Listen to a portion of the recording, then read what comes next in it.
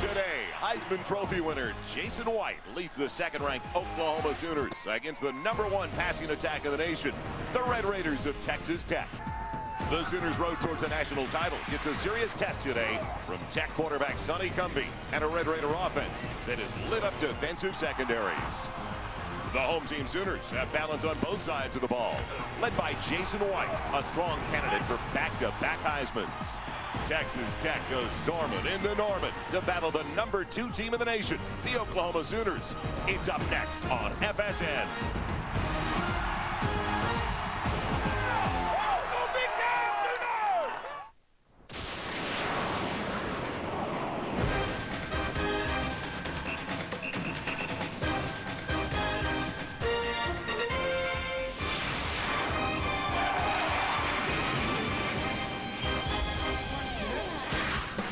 Today we'll be watching the first career start for running back Adrian Peterson of the Sooners. Jason White, the Heisman winner, well, he's ahead of last year's pace.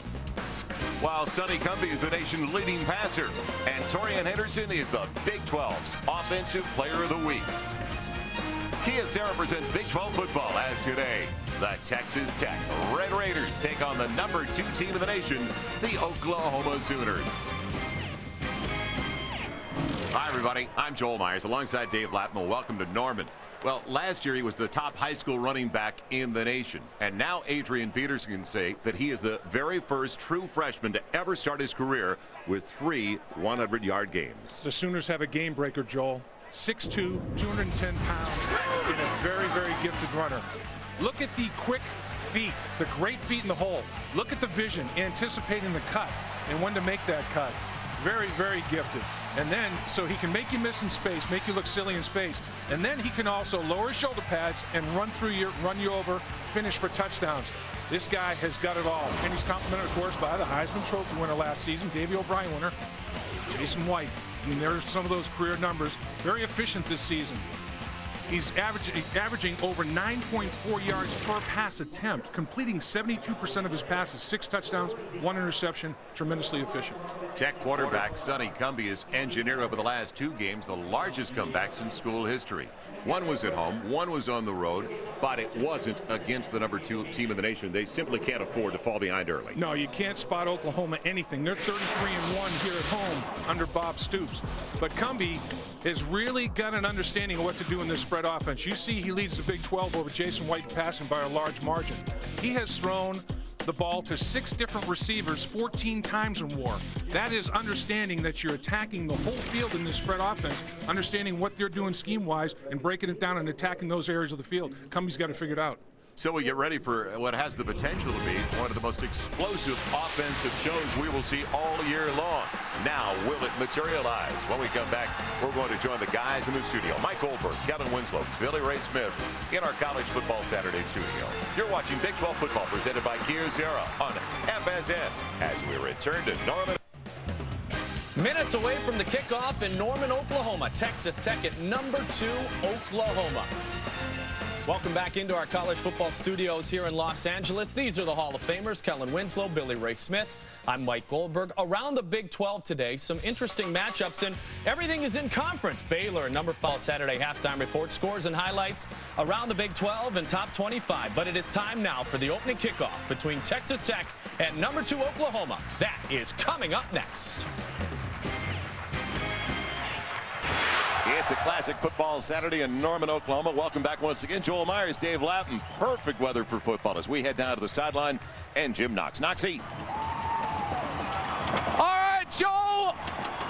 On the Sooner schooner. A little rough right here. They said a big turn coming up. We'll brace for that. But let me tell you this. One thing you got to know, if this Sooner schooner is on the field today, Texas Tech will not like that, because that means Texas Tech will be scoring points. The main thing is, will the Sooner schooner be on the sidelines well rested, or will they be getting a workout? We will see. Joel. Well, Knox, he came equipped. I didn't know why he brought a wheelbarrow and a shovel to the game today, but now I know. Oh, he's getting shaken up like a milkshake in that Sooner schooner. Now, when I said we've got classic football weather, it's 54. It's getting warmer, though. It'll be in the 60s most of the game. And Dave, we were down in the field earlier. The sun is burning brightly. It is so comfortable for football today. It is ideal. Perfect weather for the game of football. Big 12 action on FSN. You can't beat it. Mark Clayton is going to be back as Texas Tech, believe it or not, and Keith Toogood will kick it away.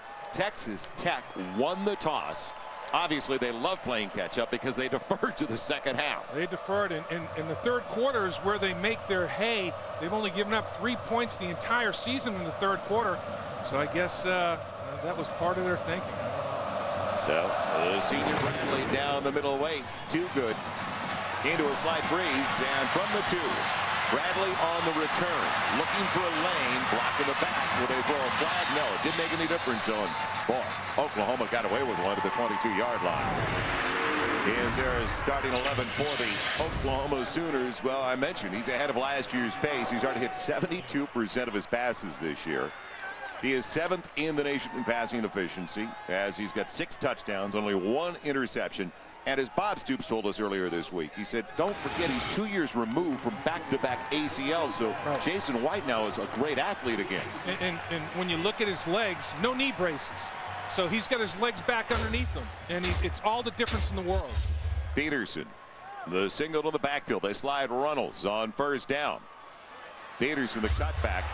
And he's got about 5 up to the 28. The experience on the offensive line as Nitchman made the stop. Wes Sims, the left tackle, 3 years as a starter. He's got Bush, Carter, first team All Big 12 last year, Joseph, and Jamal Brown. And the backfield, as we mentioned, first career start for the super freshman Peterson.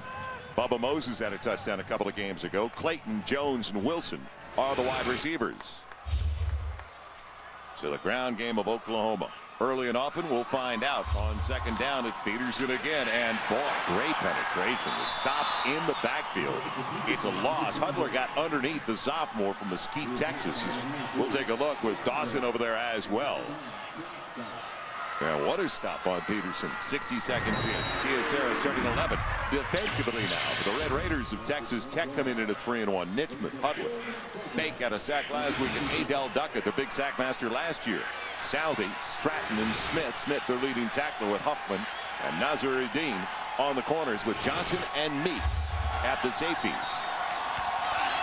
So it's going to be 3rd and long. White's first throw of the game. Going in the deep out, and it's out of bounds. Taken in out of bounds on the far side. Trying to hook up with Travis Wilson. So 3 and out, and Mike Leach knew what he was doing when he said, we'll defer. Well, I tell you, this Texas Tech defense is getting better and better. A big key to their comeback win last week against Kansas. They pitched a shutout in the second half and allowed Texas Tech to score 26 points in the game. Amendola helped bring him back against TCU. He is a great threat on punts. He's not as explosive on kickoffs yet. This is a kid who's got a 13-yard average on punt returns, and that is a beauty from Blake Ferguson. Amendola wrapped up by Bradley. Bradley got down in a hurry back at the 18-yard line. And Texas Tech, with no return from Amendola, is going to have it deep in their own territory for the first time this afternoon. Kiosera's starting offensive lineup for the Red Raiders. And don't forget for Cumbie. These guys have been on the road, it seems like, for weeks. Right. He is the #1 passer in the nation. 429 yards a game. He's got to avoid the mistakes, though, especially in this territory, because he had 4 picks last week. Yeah, you can't spot Oklahoma 21, 25 points like Texas Tech has done the last 2 weeks against TCU and Kansas. There's no way. You can't even spot them 7. He'll start out of the gun. What a shot with trips over to the far side. It'll be Torian Henderson. Not much. In fact, doesn't get back to the line. Great play. Coming up on the end, it was Jonathan Jackson, the senior from Houston, a 3rd-team All Big 12er last year. Offensive line, Lober's got the experience at left tackle with Campbell, Gandy, Ramirez, and Whitley. Know this bunch pretty well over the last 3 weeks, don't we? Right. Henderson to the back for the H-back of Clay McGuire. Hicks, the leading receiver in the nation, 160 yards a game. Trey Haverty coming off his best game of his career last week. They've got a lot of things going for them offensively, but now, deep in their own territory, it's a 2nd and 12. Pocket holds up well. Time and close to the first down. The grab made right at the marker. Didn't get a good spot. Poole on the coverage of Hicks. Hicks 160 yards a game, #1 in the nation. Yeah, phenomenal season. And he's catching almost over 8 passes a game as well.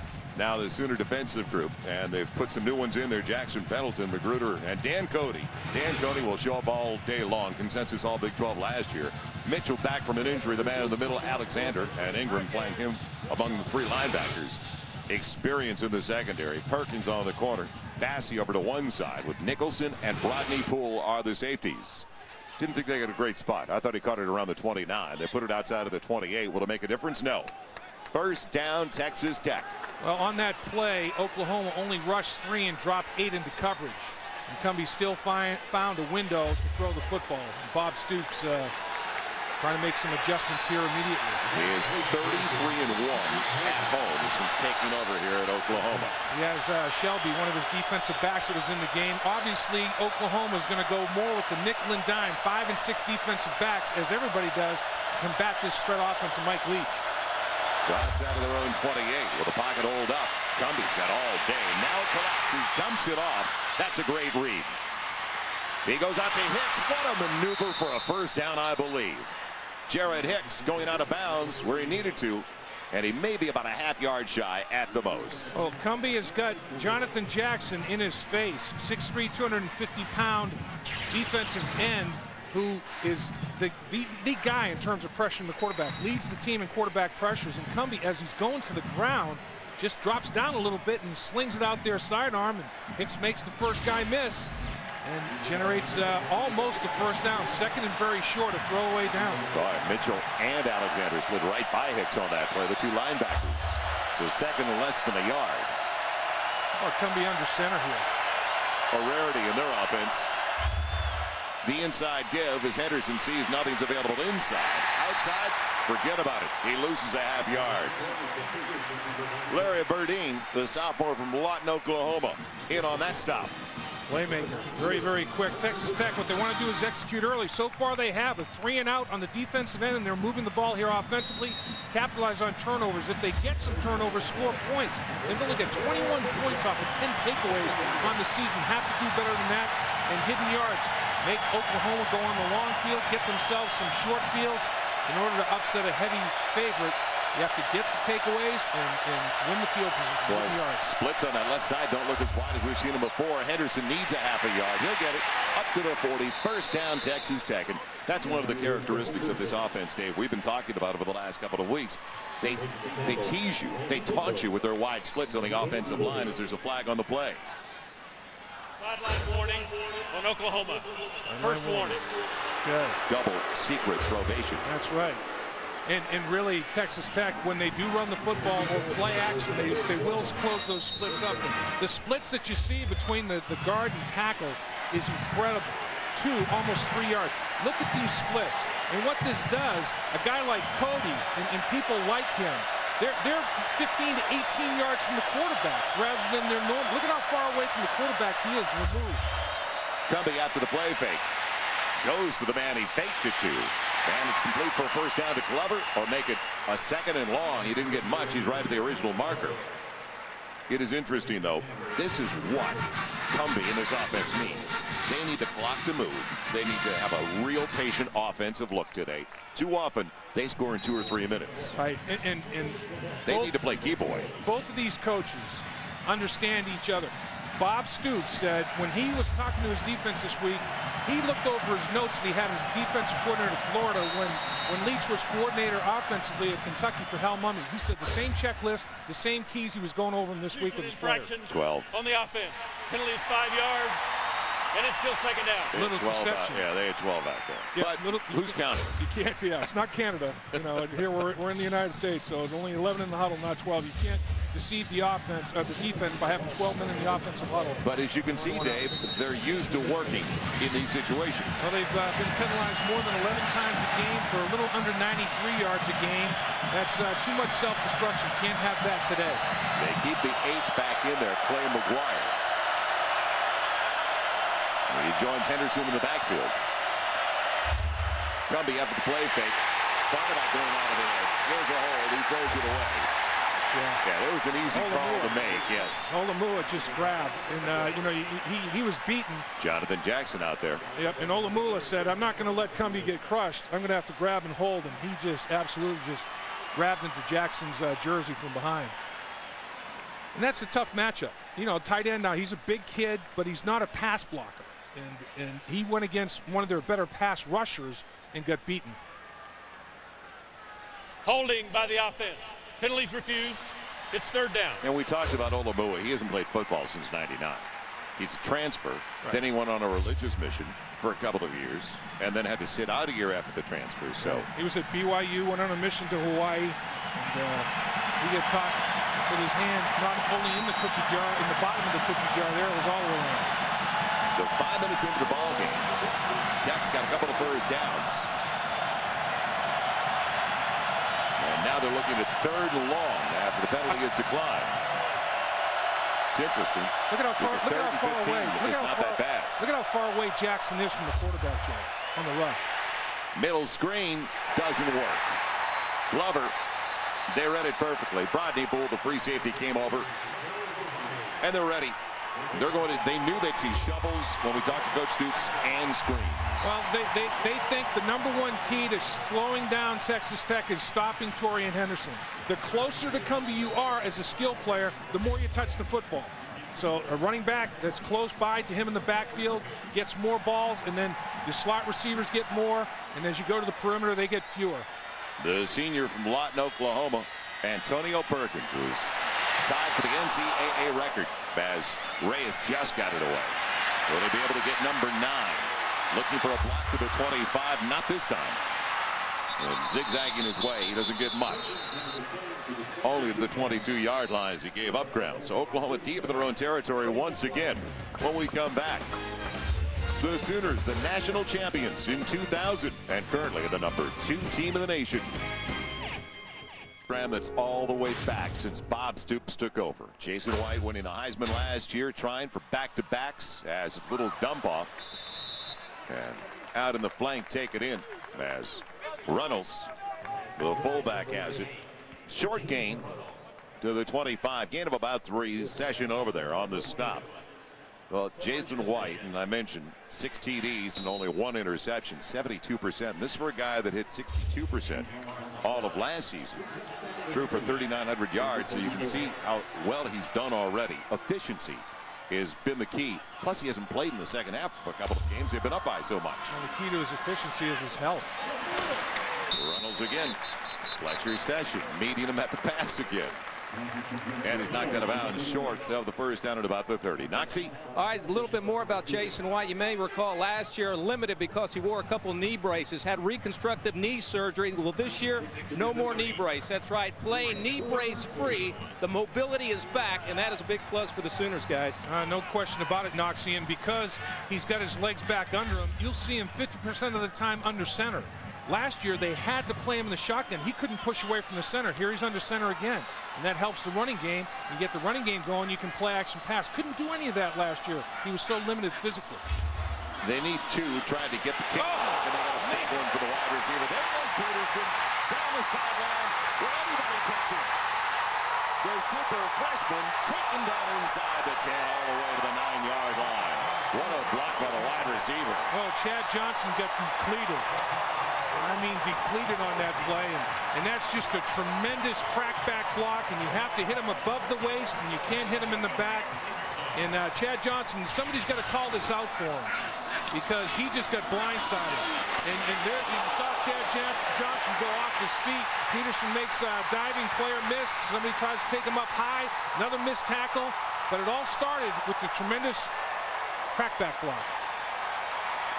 Let's take another look. On the edge here, there's the block. There's the kick out by Runnels. Missed tackle.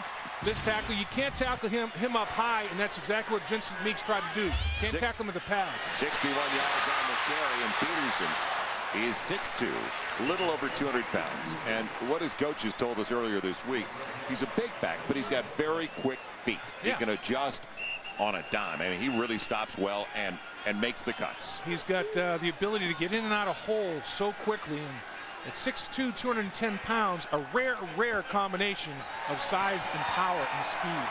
Well, Texas Tech wants to slow this one down. They've got a timeout, and so do we. It'll be 2nd and goal Sooners after the 61-yard run by Peterson. We're off to the races in Norman. Well, Adrian Peterson got the Oklahoma Sooners off and running, and the run was keyed by a block by a record setter wide receiver. But watch what he does without the football. Mark Clayton, boom! Are you kidding me? That's Clayton decleating Chad Johnson, and it's over with. And out the gate goes Peterson. That's one great crackback. Peterson on the inside give, breaking tackles inside the 2. Talk about tough running. Drag Meeks. The free safety thought he had him at around the 5, as you can see, but I mean, you talked about tough yards after contact. Meeks slides down the body like a barber pole. I mean, it's like a Greek barber pole. He's just sliding right down his body. You gotta hit him and wrap. The thing you can't do with a guy like Peterson, when you make contact, you gotta keep your feet going. You have to run through the running back. You don't stop your feet, and he'll drag you, just like what happened to Meeks. Well, 11 of 16 times they've come up with a touchdown. Will it be a touchdown this time? Peterson won't be done. How tough is that kid? Running through tackle. Jeez. I mean, that's one powerful young man.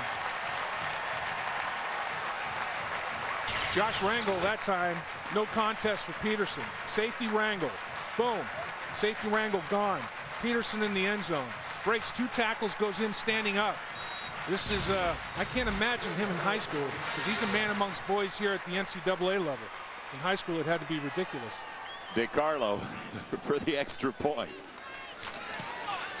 And a 7-0 lead early for the Sooners. We are halfway through the opening 15 minutes of play. It was all keyed by the 61-yard run, the great block by Mark Clayton, the wide receiver.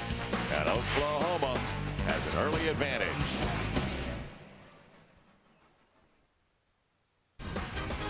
College Football Saturday on FSN is presented by people-friendly Document Solutions, only from Kyocera. Also by Dr. Pepper. Nothing's better, it's Dr. Pepper. By the action-packed DVD Walking Tall. Stars the Rock. Get it on DVD today. It's rated PG-13. And by AutoZone. Get in the zone. Dave's there. He's always there. AutoZone. Well, Adrian Peterson's walking tall right now. Man. Don't forget he's only 18. So he's just, I mean, he's a growing young man. He doesn't know what he doesn't know yet. He really doesn't. Dodge scoring drive. 6 plays, 78 yards. Now, Johnny Macdo running, waits with Danny Amendola. DeCarlo into the end zone it goes, and Mac with no mo will stay right there, and Tech's got it to their own 20. Dr. Pepper game break. Mike Goldberg, what's the latest? It's one. And will Texas finally get over the hump? Yeah, and that Red River battle is such a deal because not only is it the Big 12 South, it's usually an opportunity for the Big 12 championship, and if you lose it, knocks you out of the national championship hopes all in one game. It's incredible. On first down, moving the pocket, Cumbie. Great opportunity. Perfect strike. He's got a first down with Clay Fuller. Dante Nicholson. A strong safety. On the stop, Cody Fuller, of course, on that catch. And reading the coverage, finding a nice little, runs a great route, finds a little seam between safety and cornerback. Cumbie on the move, throws a perfect strike. His mechanics were outstanding. Squared those shoulder pads up to the line of scrimmage and threw ski right. And you can see from the numbers, they moved the ball on their first series. They hurt themselves with a couple of penalties. Yep, that's been the story of their season. Quick slant. Man the grab, taken by Glover. He's got good yardage. That's like a running play at this time. It's good for about 4, almost 5. Pop from the free safety, Brodney Poole. And the thing that is incredible about the safeties, Joel, Nicholson at strong safety, 6'2", 210. Brodney Poole, 6'3", 198 pounds. Massive. I mean, big-bodied safeties that can really run. And it gives you all that versatility. I mean, they're big enough to stop the run, and they can run and defend the pass. Cumbie on second and about 6. Deep ball over the middle, the fingertips of Fuller. And he had 2 in the area underneath. It was either Haverty, as Dante Nicholson was over, Perkins, but they brought a few defenders into the neighborhood. Yeah, and Oklahoma is deciding to pressure with only 3 and 4 people and drop 7 and 8 into coverage. That's their philosophy right now. It's going to be tough. Those 5 Texas Tech offensive linemen will be able to pick up a 3-man rush easily. A 4-man rush they shouldn't have big problems with. And Cumbie's having plenty of time to throw the football. They're going to shift Fuller and put Trips up top to the wide side of the field. And now they get the playoff in time. On the quick count they will. Cumbie and heat off the outside, off the edge, gets to it.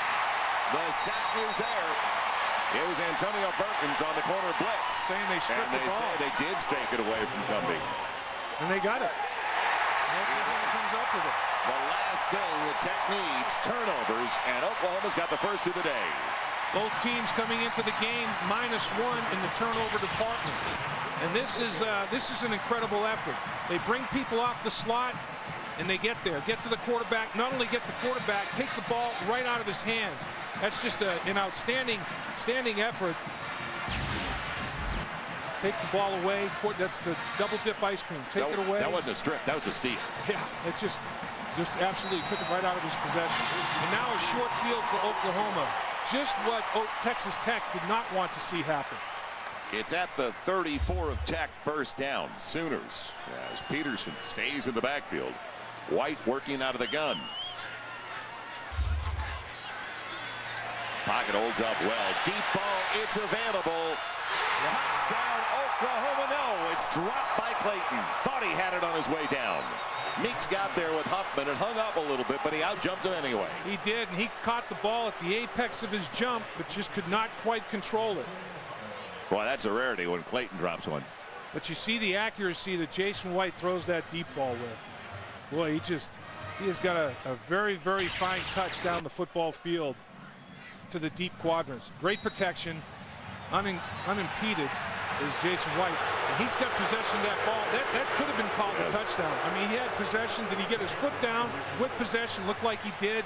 But Meeks, got in there and got involved, and as did Huffman. 2nd and 10 for the 34. Blitz off the other edge. Peterson can't get out of the backfield. What a stop up front by Nitchman, the left end, the sophomore from Corpus Christi. Texas Tech feels that one of the things that has to happen is the defensive tackles have to control the guards of Oklahoma. The defensive tackles have to win at the line of scrimmage. And if they don't win at the line of scrimmage, it's a problem, because if Oklahoma's interior people can control those inside running lanes and those inside pass rush lanes, it could be a long day. True freshman out of Lawton. DJ Wolf into the game for the first time. So slide the tie it in. Set up the screen, and Wolf can't hang on. Tough though. That's a little dart, high and wide, and it's going to bring a 4th down. Mike Smith on the coverage. Now does Bob Stoops go for it here? It's an awfully long field goal attempt for DeCarlo. You don't want to punt here. If it goes in the end zone, it's only a 16-yard differential in field position.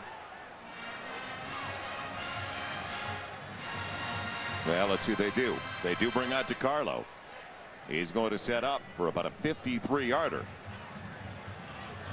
Yes, Bob feels 4th and 11 is just a little too much to try to go for. Well, he's going to use timeout either way, and then they can talk about whether or not they want to go for it. So a timeout to avoid the 5-yard mark-off. DeCarlo has missed from 47, I believe. His longest make is what, 35? So a timeout called by Oklahoma, and we'll check back in with Mike Goldberg. Dr. Pepper game break. Mike.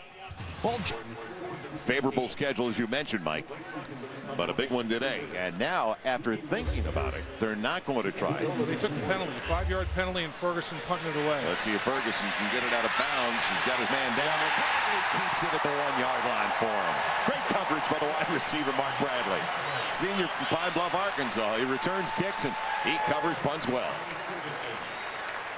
Back downstairs, Noxie. Hey guys, some big developments down here on the sidelines. Adrian Peterson came out 2 plays ago. They're looking at his right arm right now. So as of right now, Adrian Peterson on the bench. He has a gash in his right arm. It doesn't appear to be serious. We'll see what happens. All right, Jim. Well, they went from one true freshman, Peterson, to the next true freshman out of Lawton, Oklahoma, Eisenhower High School. That was DJ Wolf. And this is just what Texas Tech didn't want to have happen. They wanted long fields for Oklahoma, short fields for themselves. Right now, Oklahoma dictating field position. Hidden yards, big in Oklahoma's favor. Hicks up top, isolated on the outside. Cumbie's got all day now. Pocket falls apart, and Johnny Mack had it thrown behind him and at his feet, with Dan Cody in the face of the quarterback. And they brought 4 down linemen. This time they've got Texas Tech backed up. They bring 4 down linemen in and drop 7 into coverage. Well, what a break, though. What a job of the Texas Tech defense. With Oklahoma starting into the Tech 34, they don't get any points off the turnover. And Lyle Settensich's group, his young defense with Texas Tech, is getting better and better and better with every single football game. Well, Kewan Jones is a high ankle sprain. They don't want to use him. Yeah, as you saw him on the sideline, leading the cheers. Emergency use only. Quick toss on the outside, barely out of the end zone. That's Glover. Shelby over on the coverage. So as quick as they can be offensively, boy, the speed of the Oklahoma defense. And our first down line brought to you by Overstock.com, your online outlet. It's all about the O. Overstock.com. What a key third down coming up in this ball game with inside of 5 left in the first 15. And you just hit on the biggest thing with Oklahoma, Joel. Speed, offensively, defensively, special teams. Speed can cause panic, can cause a team to panic. And that's what Oklahoma does. They intimidate you with that speed, and they cause a lot of panic. Now they've got trips over to the near side, but their big man Hicks is isolated over on the far side, and that's where they're going. Uncovered, first down. Boy, the defensive back on that side just left him as he's knocked out of bounds by Bassey. But Jared Hicks, you can't leave him that far by himself. You certainly can't. A guy that's averaging 160 yards in receiving per game, leading the nation, and over 8 catches per game. And all he does is run a little deep out. And he's just absolutely forgotten about it. Gets on top of the corner. Bassey just, for some reason, he just bit on the slant. He bit on the slant and absolutely just never recovered. Safety over the top, can't get there in time. And Cumbie did a good job. He didn't look at Hicks until he threw it there. Yep. From the 23, quick one to Glover. Got the kick out from Haverty. Boy, give the other wide receiver the credit on that one. Up to the 34, a first down. Haverty, his last 2 games, 16 catches, 260 yards. But right there, it's what he did without the football. Just like the great wide receiver for Oklahoma, Mark Clayton, throwing the crackback block that led to the big run by Adrian Peterson. That time, Haverty giving his cohort an opportunity to perform. He got that huge score in the final seconds of the first half. But that was the impetus for the second half comeback for Texas Tech last week. Cumbie underneath, it's Glover. Made the most of it. Got about 5. Bassey wraps him up onto the edge. Oklahoma doesn't really mind being spread out. They feel that they can make plays in space, they can tackle it. And they're playing off a little bit, giving a little bit of a cushion here. You can see nobody's in any kind of a press scenario, a little bump and run action and rolling coverage, bringing the corner up and safety over. Pretty good tackling in the open field. That's what you have to do. Once the catch is made, you have to limit the journey after catch. Select a good run on first down, 5 yards to Glover. 3 minutes left in the quarter. It'll be 2nd and 5. Bump fake in the screen on the opposite side, and a great open field tackle. Otherwise, Henderson's got a big play. Bassey came up from his corner slot. Yeah, and if Bassey doesn't make that tackle, Joel, you are right. The reason is they blitzed the linebackers. They brought the linebackers inside. And when the linebackers blitz, they're not there to pursue in the screen. If Bassey doesn't make that one-on-one play in space, it could go a long way. Recall the screen when Oklahoma was blitzing, but Bassey was athletic. It could have been a home run ball. You're right. That could have gone the distance for Henderson. Very similar to what happened when he took it up the middle last week against Kansas for 70 yards, and the middle was available because they were blitzing. Glover the motion man, and Cumbie uses his 2nd timeout of the first half. So we've got 2:09 to play in the first quarter. A 7-0 lead for Oklahoma. And a key 3rd down when we come back for Texas Tech, trailing by 7. But first, Mike Goldberg and another Dr. Pepper game break. Mike, what's going on? His blackberry, his blueberry, and raspberry as well. Log on to FOXSPORTS.com on MSN. I love the berries. Been very good to you. Huckleberry. Now 3rd and short. Reminds me, Yomia Finsky. Third and a little more than 2, shy of the 42. 2:09 to play in the quarter. They try Henderson on the ground. They stack the middle of the field. And out of the timeout, he's going to change the play. He's got plenty of time still in the play clock, though. Still at 7. Henderson bouncing, gets the first down. Not a bad check with me, Sonny Cumbie. Yep, and really, look at how far he had to go to get the handoff. That's because of the line splits. I mean, when Cumbie gets the football, he has to sprint to get the ball to Henderson because Henderson's running off tackle. I mean, when you talk about stretching the field, they're stretching the field in the running game because of those massive splits up front. Pretty good tackle once again in the open field by Brodney Poole, but you have to credit that offensive line getting their blocks accomplished and spreading that Oklahoma defensive front way out horizontally. It wasn't a sprint draw either, was it? No, he just handed it off. Henderson again battling his way out of the backfield, catching up. Dan Cody, what a player on the edge at 6'5", 265, the senior from Ada, Oklahoma. He had 17 behind the line last year. Consensus All Big 12. He had 10 tackles last season as well.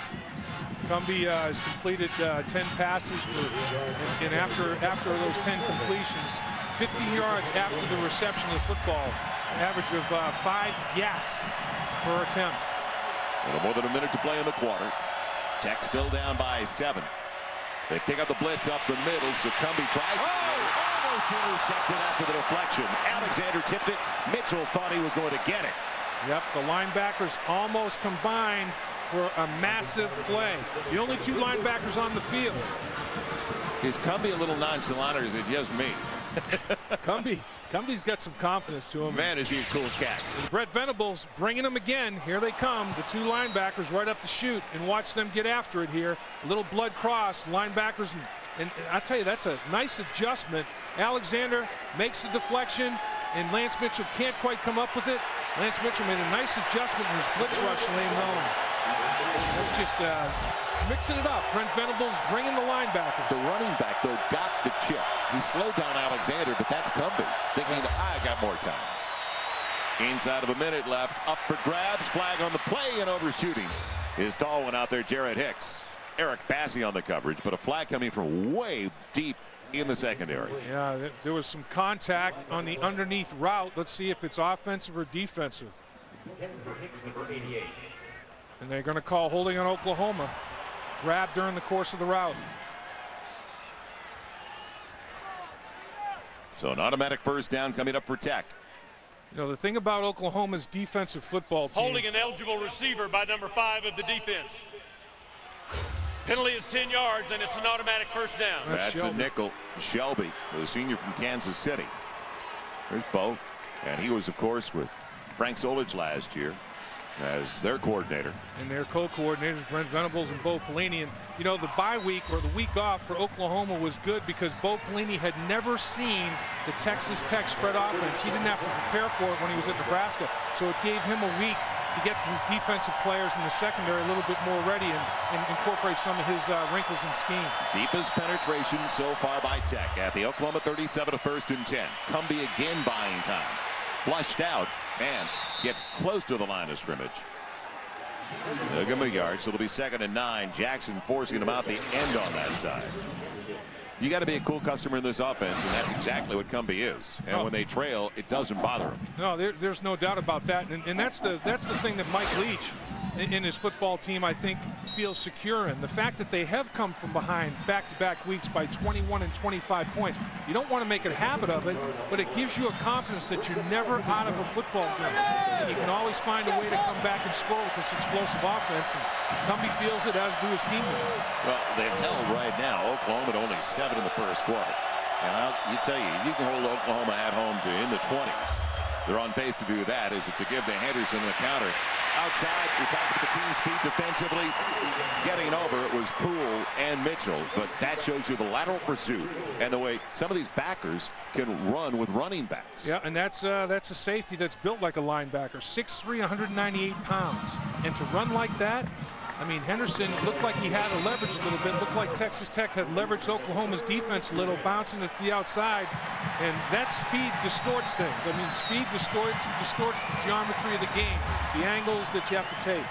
Yeah, that is going to be the final snap of a very entertaining first 15 minutes of play. And granted, Tech is not on the scoreboard yet, but it's a no decision. As far as they're concerned, it's like it's a draw so far in the first 15 minutes of play to trail by only 7 at Oklahoma. It's a ball game. We got a good one.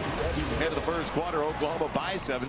All set up. The touchdown by Peterson after his 61-yard run. You're watching College Football Saturday, presented by Kia Zero on FSN. Well, the national championship ball, all part of the Legends wing of the new Switzer Center here on the campus of the University of Oklahoma. And welcome back once again, Joel Myers, Dave Latt, and Jim Knox. And boy, what Joe Castiglione has done as the athletic director here, the facilities. It's amazing. It's beautiful. The money that's been raised and the facilities that have been built in a very short time frame. That's a $1 million, 6,000 square foot facility right there, and it's awesome. All of Oklahoma's history right there. Off the edge, the heat comes over the middle. What a grab! It was deflected. It looked like Trey Haverty got the ball after it was tipped at the 23. Haverty's the one that slipped in his route against Kansas and deflected a ball off his hand that was an interception. This time the ball's tipped at the line of scrimmage and rerouted. You can see the spin on the football has changed. And Haverty stays with it and makes a good adjustment to the football, and actually rerouting it, it took it to a better place for him to make a play in front of Nicholson. And Haverty is coming off the best game of his career. He caught that big one right before halftime, and that deflated everybody in Kansas. So now first down to the 23. Henderson tried to make a miss. What penetration to the backfield, though. Getting in there, Rufus Alexander, the weak side backer, a sophomore from Baton Rouge. The crowd chanting Roof for Rufus. Well, balance is what they're looking for. They didn't have it before the Kansas game. It started to evolve a little bit more with the balance they're looking for. Well, in the last 2 games, TCU and Kansas, they ran the ball 54 times. This is before the Kansas game. You see the imbalance, and then with the Kansas game, a little more balance. Over 500 yards offense again, but creeping up nearer 200 rushing.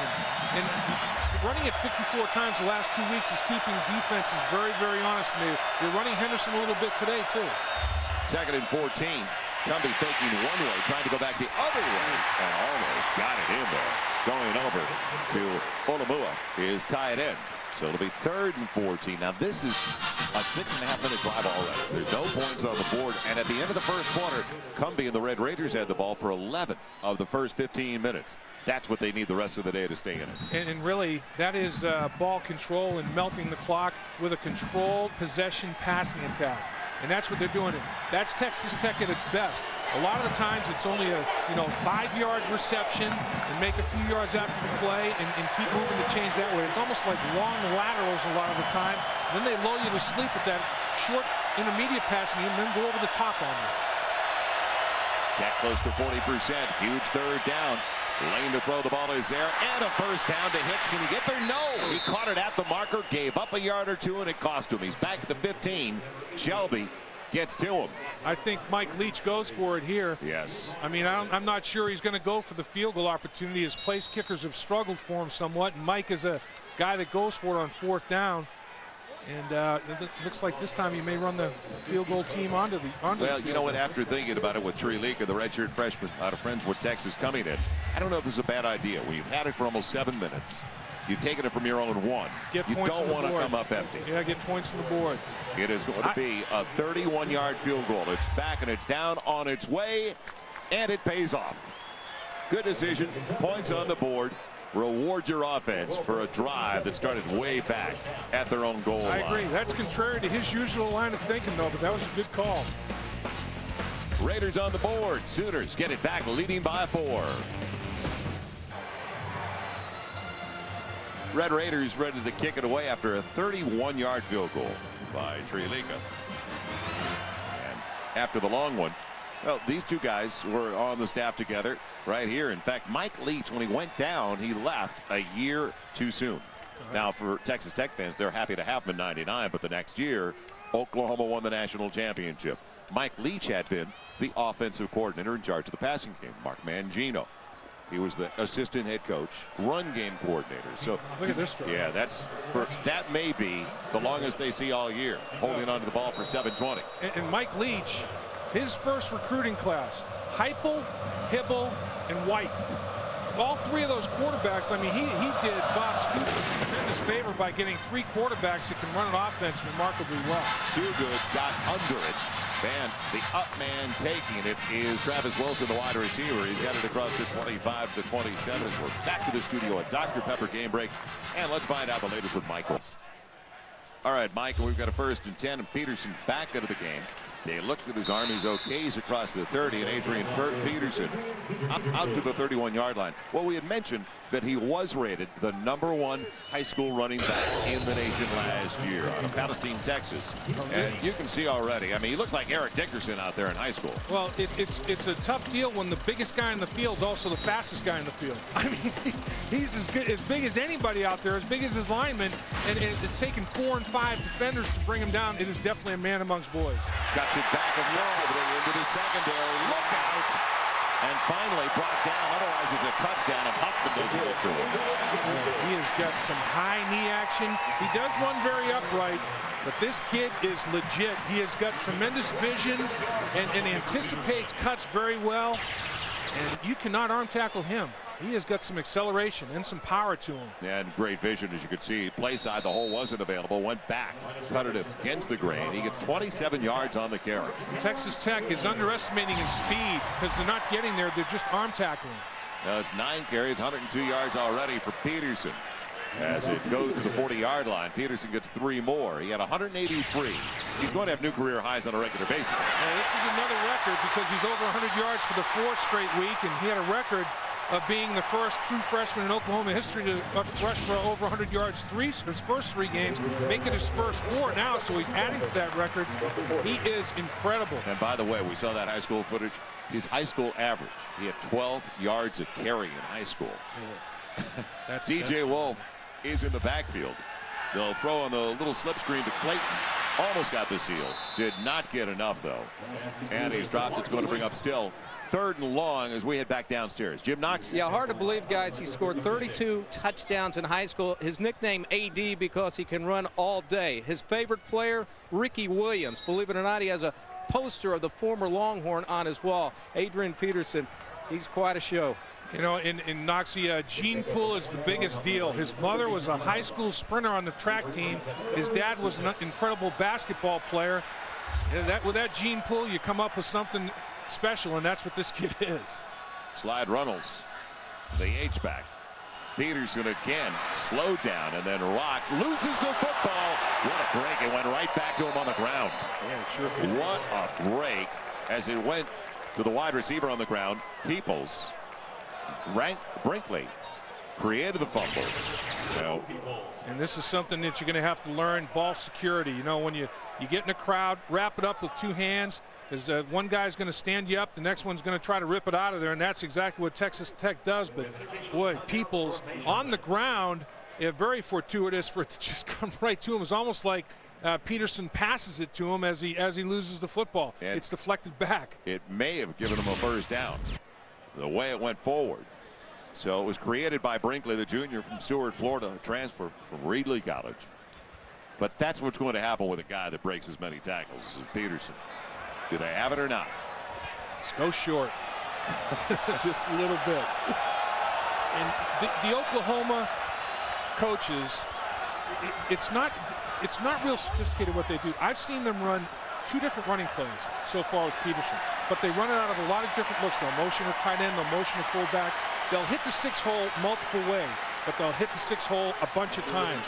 So defensively, you know what they're going to run. It's just how they're going to get there to run it. And with that motion and window dressing and formations, they try to give you a little bit of confusion defensively and leverage you, and that's what they're successful doing. Peterson and Runnels splitting offset to the right. Peterson for the 1st down. He's got it. Down inside the 28 to the 27. So already over 100 yards. Adrian Peterson, the topic of our discussion with Bob Stoops. Adrian's done what we had hoped he could be, and And I believe there's a lot more to come as he matures and grows and learns more of the offense and truly understands. And as we keep saying, as the game keeps slowing down for him to where he sees it all. So, you know, and again, as long as he keeps a great attitude about his work ethic and learning it all, he's got great potential, and he's given us the big plays in the running game that we had hoped for. He's already got a 61-yard carry, a 27-yard carry, a play fake now for White out on the edge. On the comeback route, it's knocked away. Almost to Will Peoples. Good coverage. Naziruddin got a hand in there.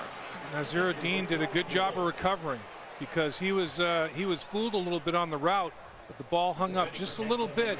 Jason White rolls to his left. Little play action fake. You got to stop Peterson, and he draws a crowd, but there is good defensive pressure on White as he throws it. And Naziruddin, a little bit of push off, a little bit of a separation there, but look at him recover. That's nice recoverability. Get back to the route and get involved. So slow start for Jason White, but a couple could have been grabbed, like that last one, and also one in the end zone for a touchdown. Now White's going to keep it, take a shot on his way out of bounds. He'll be short of the first down. He's at the 26, 5 shy of where he needed to go. Fletcher's session over there. And Jason White, this is what he was unable to do last year because he was so beaten up physically. Now, as we talked about a couple of times, running without the braces. And this kid, in a 3-year time frame, two knee reconstructions and a Heisman Trophy. You talk about the thrill of victory and the agony of defeat. I mean, for him to come back from 2 reconstructions and win the Heisman is legendary stuff. Third down is where he's been phenomenal, as has the team. 2 of every 3 that have been successful, Joe. Yeah, he needs a little more than 4, almost 5 on third down. He's 28, 1 of 28 on third downs. Make it 22 of 29. Clayton's got the first and goal and almost tied a record for Jason White with that catch. 1 more touchdown toss, and White is the all-time record holder along with Josh Heupel for touchdown tosses in Oklahoma history. And this is where Jason White has a keen understanding of where to go with the football, and his incredibly gifted receiver Mark Clayton gets in the perfect spot between cornerback and safety. And this kid is the hardest worker on the team. He's always trying to come up with a new wrinkle, a new way to run out. He's always trying to learn, and that's what makes Clayton the real deal. From the 8, first and goal, Oklahoma. Trying to add to their 7-3 lead. Peterson tripped up, going low to the 5. He's upset. Usually you don't get Peterson, and it looked like the guy just barely got a piece of him going by. And once again, Texas Tech feels a big key is their defensive tackles. They're very active inside. They do a lot of twisting, a lot of stunning inside, and they have to be able to handle the inside offensive line. Carter, Joseph, and Bush of Oklahoma. If they don't at least stalemate or knock those guards backwards a little bit, they feel they're going to have trouble. What about the tight end down here? Well, Jason White wasn't ready with the personnel he had. Uses Oklahoma's second timeout. We'll do the same with 8:37 left in the half as the number 2 team of the nation driving. The 1999 season, Mike Leach was the offensive coordinator at Oklahoma. His quarterback, it was Josh Heupel. And a couple of seasons, Heupel became the school's all-time leader in career yards and touchdown passes. On their way the next season to a national championship, the first in a while, and the 7th overall for the Sooners. So Mike Leach leaving Oklahoma after that season in 1999. Heupel's a graduate assistant at Oklahoma. You know what he did this week, Joel? He ran Texas Tech's offense. Obviously, he knows the spread offense. Having been with Leach at Oklahoma, he was in charge of giving Oklahoma's defense the picture, the look of Texas Tech's offense. Will they throw to a tight end or keep it on the ground? Toss, sweep, Adrian Peterson. Ball start. Yeah. Cost him 5, take it back to the 10. It'll be second and goal from the 10. Boy, that's got to burn you as a coach, though, coming out of a timeout. You use a timeout to get what you want personnel and play-wise on the field. And it was a good call. Prior to the snap, a false start by number 60 of the offense. Penalty is 5 yards, and it's second down. And that's a 3-year starter at left tackle, Wes Sims. Got to remember the snap count. And this is Sims at the left tackle position. And there he goes. Oop, a little early, more than a little early. You know, and when you have to reach inside, you have to almost get a full man inside and get your cutoff block. You want to get off on the snap count. That time Sims was anticipating, and you can't do that. You can't guess, you can't anticipate. You have to wait till the quarterback actually calls the cadence out. So now they bring the wide receivers back out where they had 2 tight ends before. As Jones and Peoples are back out there with Clayton. Trips over to the near side. White out of the gun. Corner of the end zone. Touchdown Oklahoma. And Travis Wilson. White just ties Heupel. 53 career touchdown tosses now for Jason White. Tying the all-time Sooner record. Boy, that was a pretty ball. Jason White throws a nice ball. And accurate, perfect trajectory.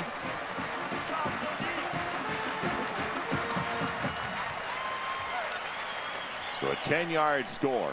A long drive by the Sooners. And with 8.5 to play, DeCarlo for the point after. And all of a sudden, Oklahoma counters the field goal with 6 of their own. Tag on an extra point. So the Sooners lead by 11. Trying to go 34-1 at home under Bob Stoops. You're watching FSN Southwest. Coming up on the College Football Saturday Halftime Report, I'll be joined by the Hall of Famers Kellen Winslow, Billy Ray Smith, scores and highlights around the Big 12 and the top 25, including number 5 Texas, preparing for next week's Red River Shootout at home against Baylor. It's the College Football Saturday Halftime Report. Joel Myers, Dave Lapham, Jim Knox, back to Norman. All right, Mike, 8:32 away from joining you guys in the studio. A 14-3 lead now. Oklahoma by 11. Johnny Mack backs up Torian Henderson. He's waiting for the kick now along with Danny Amendola. And Trey DeCarlo will hit it. He's got a slight breeze at his back. May take the return game right out of it. So 158 total yards so far.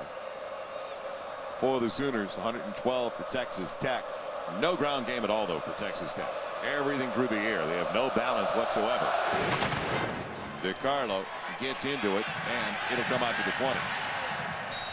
So Texas Tech gets it for the 4th time this afternoon at College Football Saturday. On FSN is presented by People-Friendly Document Solutions, only from Kyocera. By Dr. Pepper, BU, nothing's better, it's Dr. Pepper. By Dodge, grab life by the horns. And the first down line brought to you by Overstock.com, your online outlet. It's all about the O. That's what they need now. The big O for Texas Tech. Well, can they have balance because they're facing one of the most balanced teams in the country in the Oklahoma Sooners. Last game for Oklahoma, they couldn't ask for anything more. 214 on the ground, 213 through the air. And for their first 3, pretty close to that. They'll give it to Glover, who was the motion man. And takes a shot. Coming out of the secondary pool, the free safety did not let him go back against the pursuit. So no gain on the carry. In fact, maybe a loss of 1.5 yards. It'll be 2nd and 10. Brent Venables that time changed up. He went with 3 down linemen, but walked all the linebackers up into gaps at the line of scrimmage. They all stayed on their feet. They all strung it out. They all made the play. They all kept their gap control responsibilities intact. That was just an excellent team defensive snap right there. 2nd and long for the Red Raiders. Glover the motion man again. Pocket holds up for Cumbie. And behind Haverty, he still makes the catch. By a yard, he's got the first down. Well, don't forget, this is the Big 12 opener for the Sooners, coming off a bye. And Bob Stoops said they needed a bye because they were nicked up. It's also their 4th consecutive home game. It's only the 3rd time that has ever happened in Sooner history. And the Sooners are 14-3 after a week off under Bob Stoops. Counting bowl games, you know, with time off between games, 14-3, which is pretty impressive.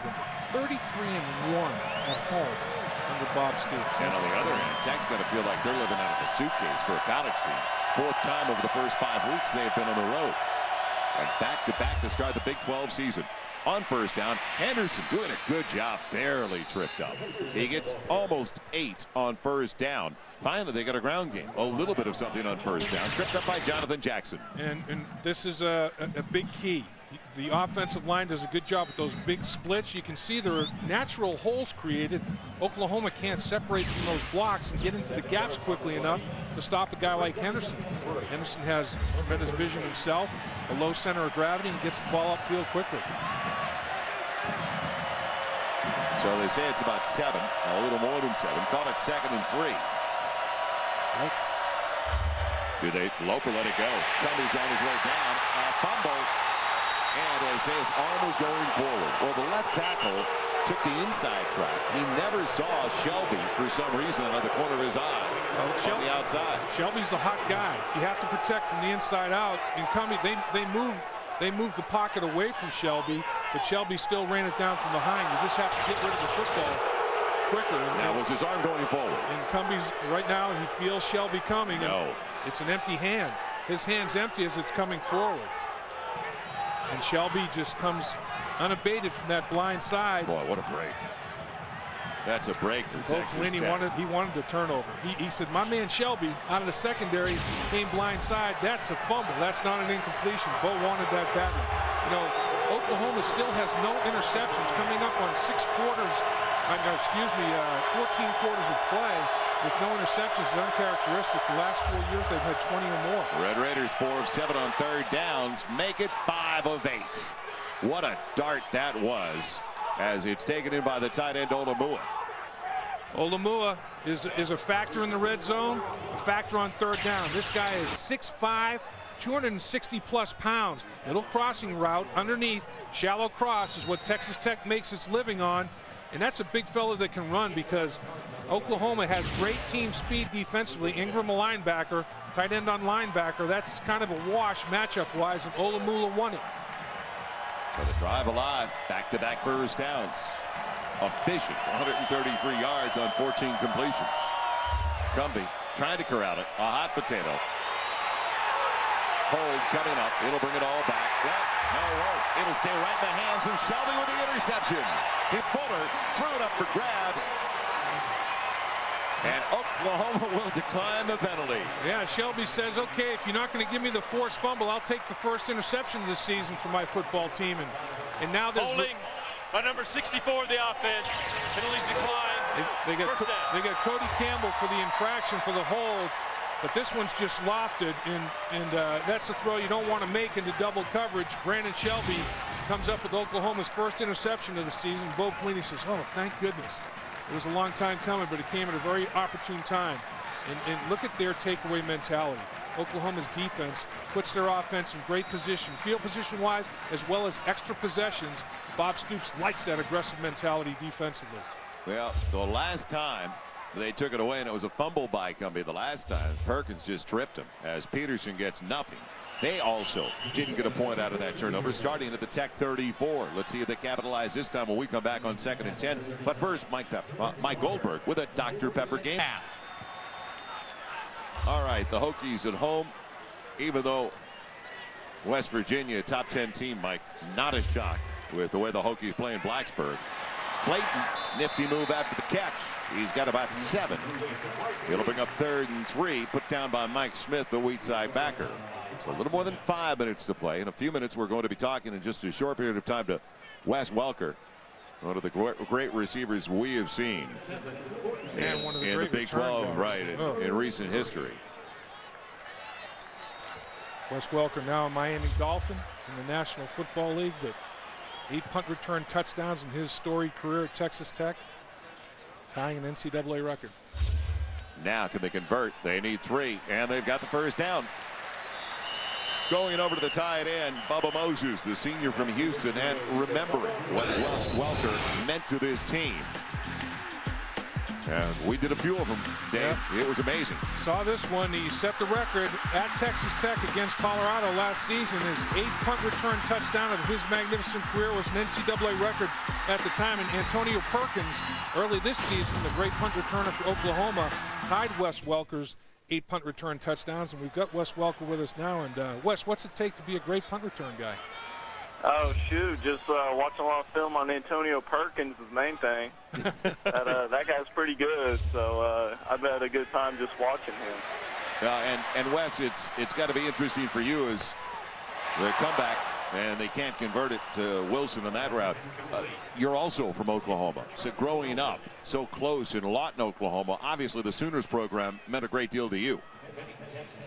Yeah, absolutely. You know, growing up, I was a Sooners fan, and, you know, it didn't work out where I could go to Oklahoma, but it really worked out for the best. I got to play for Texas Tech, and you know, I bleed the red and black now, and you know, I'm just happy to be an alum from there. Well, we're showing your incredible high school statistics right now, and what is the biggest thing for a successful returner of the kicking game? Is it making that first guy miss? Yeah, absolutely. It's crucial to be able to make guys miss and getting upfield and really just having the confidence to go out there and make plays. And you know, if you take care of that, then everything else takes care of itself. We're talking to Wes Welker, all-time NCAA record holder with 8 returns. Antonio Perkins has tied him in that category as he brought one back earlier this season. And, well, we're looking at some of the records now. We saw the high school numbers with 90 scores in high school. Pretty amazing numbers. The NCAA records that Wes set down in Lubbock. And Wes, you're still talked about, held in high regard, obviously, by your teammates at Texas Tech and your coaches.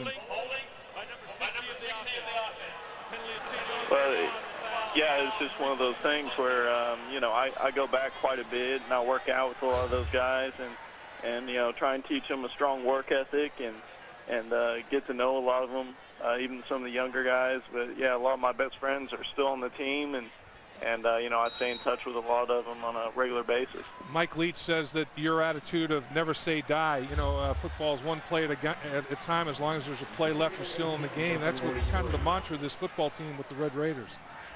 Oh, yeah, absolutely. You know, it's just one of those deals where the game's never over. You got to keep on playing that way. And, you know, the main thing is to look back on your career and have no regrets about anything. And you know, I can honestly say that's the way I feel about it. And you know, it's just the way I continue to play. And you know, it's not me to the level I'm at now. So I just got to keep on with it. Hey, Wes, we appreciate you taking the time. Congratulations on a phenomenal college career and continued success on Sundays with the Dolphins. All right, well, thank you all very much. I appreciate it. All right, and I got to tell Stephen hi. So, Stephen, what's up? All right, Wes, thank you. Oklahoma native Wes Welker. And he will be loved forever by Red Raider fans. We know that. White on the deflection and almost picked off. Will they throw a flag? Yes. He was going for Wilson. There was contact, they say, from Rangel. The umpire is going to go out and say the ball was deflected at the line of scrimmage. He's going to say it was tipped, so that's going to wave off the penalty. They're going to pick the flag up. No interference once the ball is deflected at the line of scrimmage. The pass was tipped, therefore there's no foul. Now, how fortunate is that?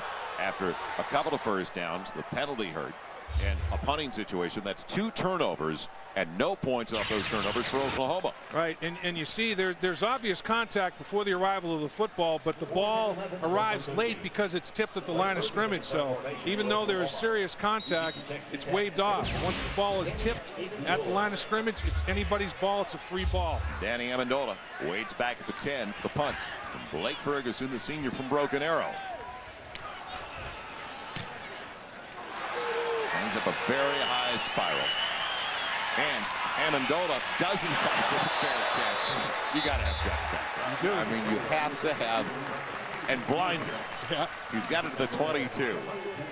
Talk about tunnel vision. Courage is key. Courage is key. Well, our doubleheader continues as we've got 10th ranked Cal taking on Oregon State. Boy, what a matchup. A couple of super quarterbacks in that game. And it all follows our matchup at Norman, right here only on FSN.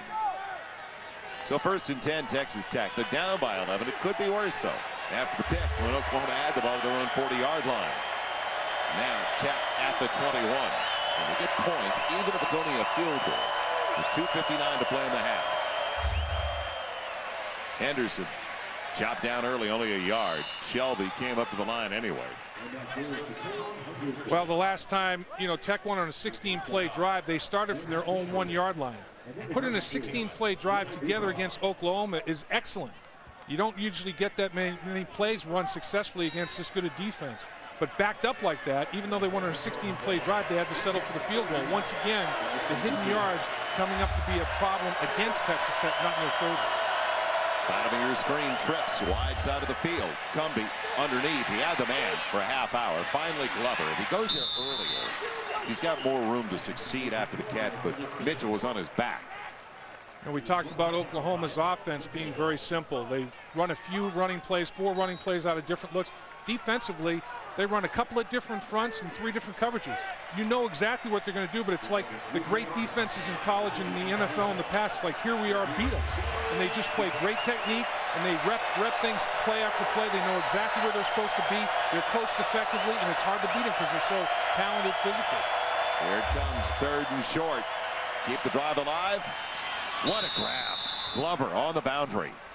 He's got it to the 37, and precision on the pass because the D-back, Onya Nogetcha, said that 5 times fast, was really close to coming up with it. And this tests the arm strength. When you have an out pattern that's fairly significant down the football field, and you have to throw all the way to the sideline with some velocity on it, that shows if you have the strength to be able to hit areas of the field, and this spread offense is necessary, and Cumbie's got plenty of arm strength. So 1st and 10 of their own 37. Tech with only 1 timeout remaining in the half. Plenty of time for Cumbie, and through the hands of Glover on the shallow cross underneath. And he had some yards available after catch if he could have secured that football. And that's tough on 2nd down. Now it's a situation where you're off schedule instead of on schedule. Well, Cumbie's only been picked off once. As you see his totals so far, high percentage. Even after that miss, and it should have been a catch. 2nd and 10, minute 39 to play in the 1st half. 3 down linemen, 3 linebackers, 5 defensive backs, and nickel with only 3 guys up front pressuring. 2 to each side for Cumbie to work with. Again in the flat, it's Henderson. Did he make 1 miss? Well, no, but he still gets up past the 42 to the 44, going down to the arms of Perkins. So key 3rd down with the clock moving. And we remind you the 1st down line is all brought to you by Overstock.com. Visit Overstock.com today. Start saving. It's all about the O at Overstock.com. Well, it's rare when Texas Tech wins the battle time of possession, but that's going to be the case in the 1st half of play, despite the fact that they're down by 11. We'll show the blitz. Will it come? Yes, it does. Cumbie better get rid of it in a hurry. Beats the blitz. Has the 1st down. His wide receiver, Cody Fuller, got it in front of Perkins. And check that. 1st catch of the day instead. It was for Texas Tech coming out of the backfield. That grab was Brian Bishop. 8 guys at the line of scrimmage. They bring 8 this time and only leave 3 in coverage. And Cumbie does a good job of avoiding pressure. So Venables and Pelini doing a good job of mixing it up. You can't stay in one thing too long against Texas Tech because Mike Leach will figure it out and he'll pass it along to Cumbie. You have to change it up with your pressure packages and coverages. 1st and 10, but you also have to make sure they don't break containment. Absolutely. Henderson on the play that worked against Kansas. It works again for another 1st down. Right between the scenes to the 35 as we head down to Jim Knox. Noxie. All right, Joel, time to sound those horns because get ready for a nice halftime show. Go ahead, guys. Let's hear a little bit, huh? All right, there we go. Coming up on halftime, Mike Kellen and Billy Ray will go over to other top 25 action. Also, a look at Texas and Baylor and a lot more that's coming your way at halftime, guys. Lawrence Welk on the sideline. Follow the bouncing ball. Cumbie in trouble on his way down. Coming in, Jonathan Jackson looked like a little twist from the end. Absolutely. They ran a little stunt up front. Comes upset with the big boys for allowing that penetration to get to him. So the sack back to the 42, wiping out field goal territory. They have to use their final timeout. And watch the crisscrossing action that takes place up front here. A little bit of a twist going on. You see it? In totally clean.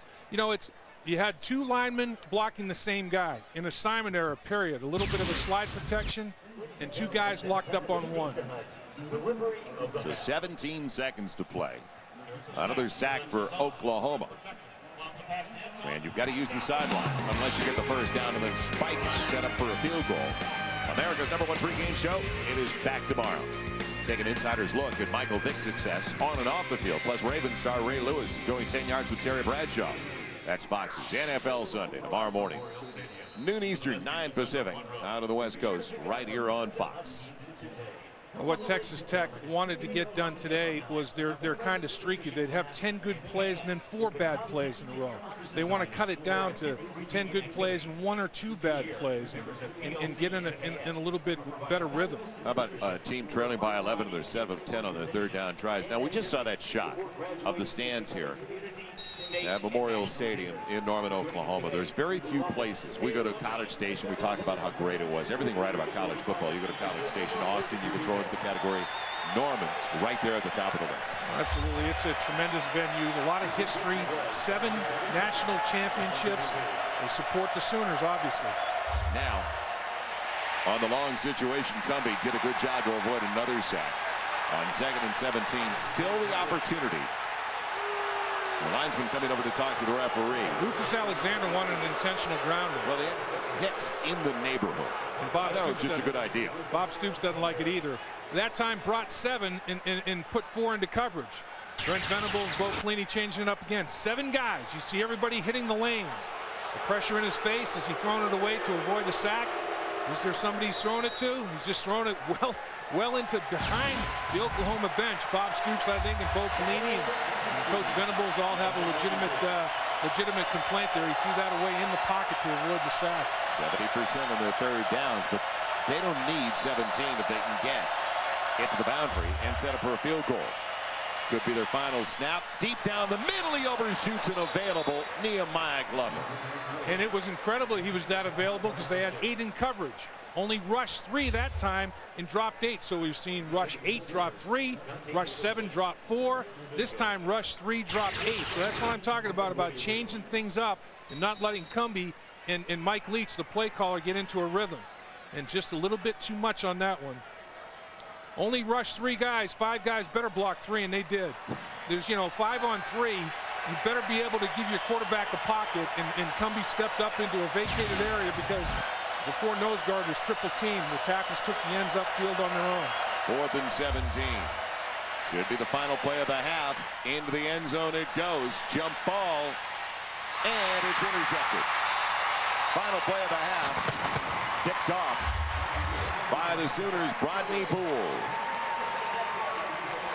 So, Brent Venables, Bo Pelini, the defensive coordinators have to be pleased holding a Texas Tech squad who's 4th overall in the nation in total offense to only 3 points. We head down to Jim Knox. Knoxy? All right, thanks, Joe. Coach, you got to be pleased slowing down the Tech offense. Just 3 points considering they had the ball for over 18 minutes in the first half. Well, we're tackling well, making them throw it up in front of us, and they throw a lot of short passes. So that part of it's good. Offensively, we've been close.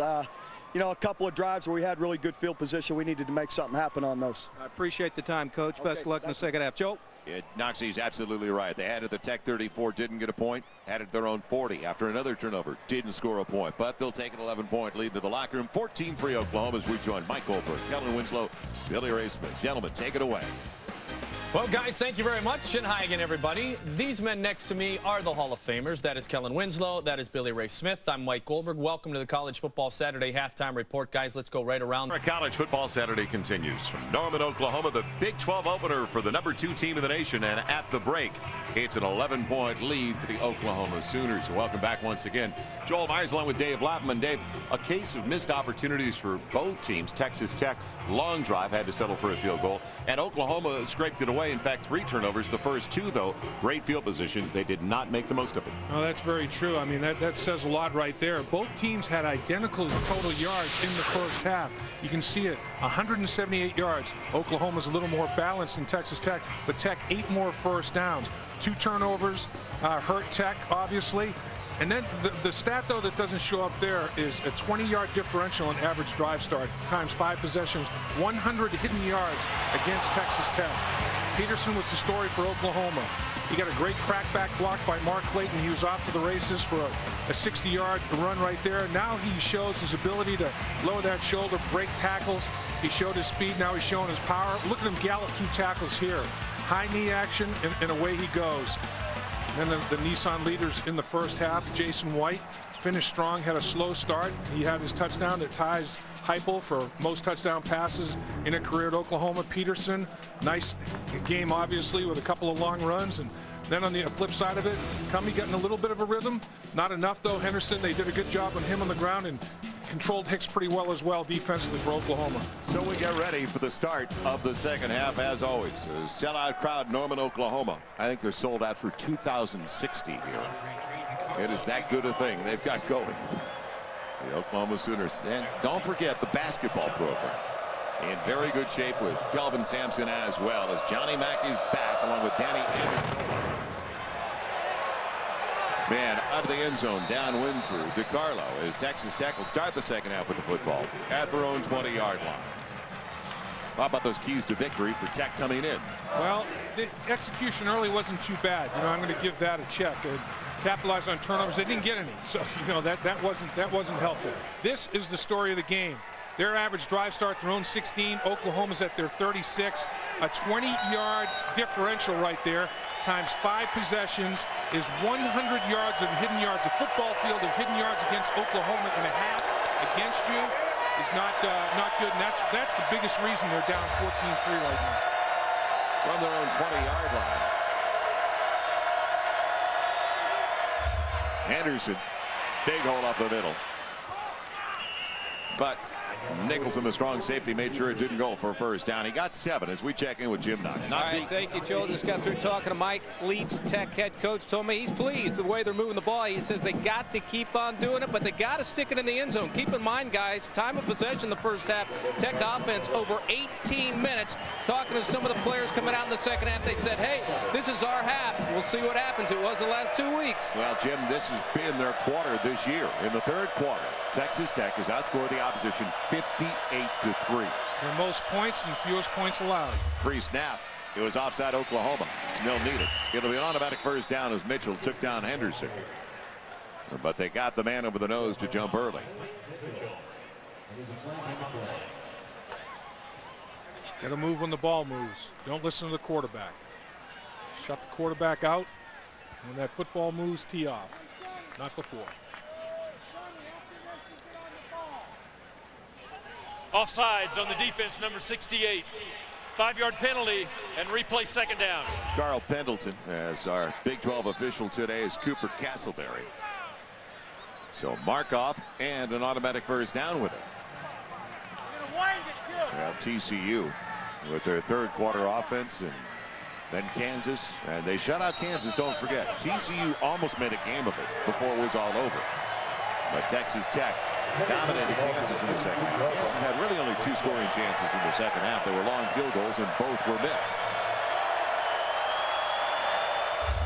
From the 32, pocket holds up for Cumbie and wide open. His wide receivers Haverty inside the 25, blown assignment. Nicholson, the safety, got over late. Uncovered by that much. Oh man, in Oklahoma in the secondary talking it over right now. And Haverty is hot. The last 2 weeks, 16 catches for 260 yards. Protection sound. And how can you let Haverty just disappear like that along the sideline? He just blended in with the Texas Tech sideline, I guess. And take a look at it. Here he's at the top of the screen. Cornerback lets him go. He squats underneath.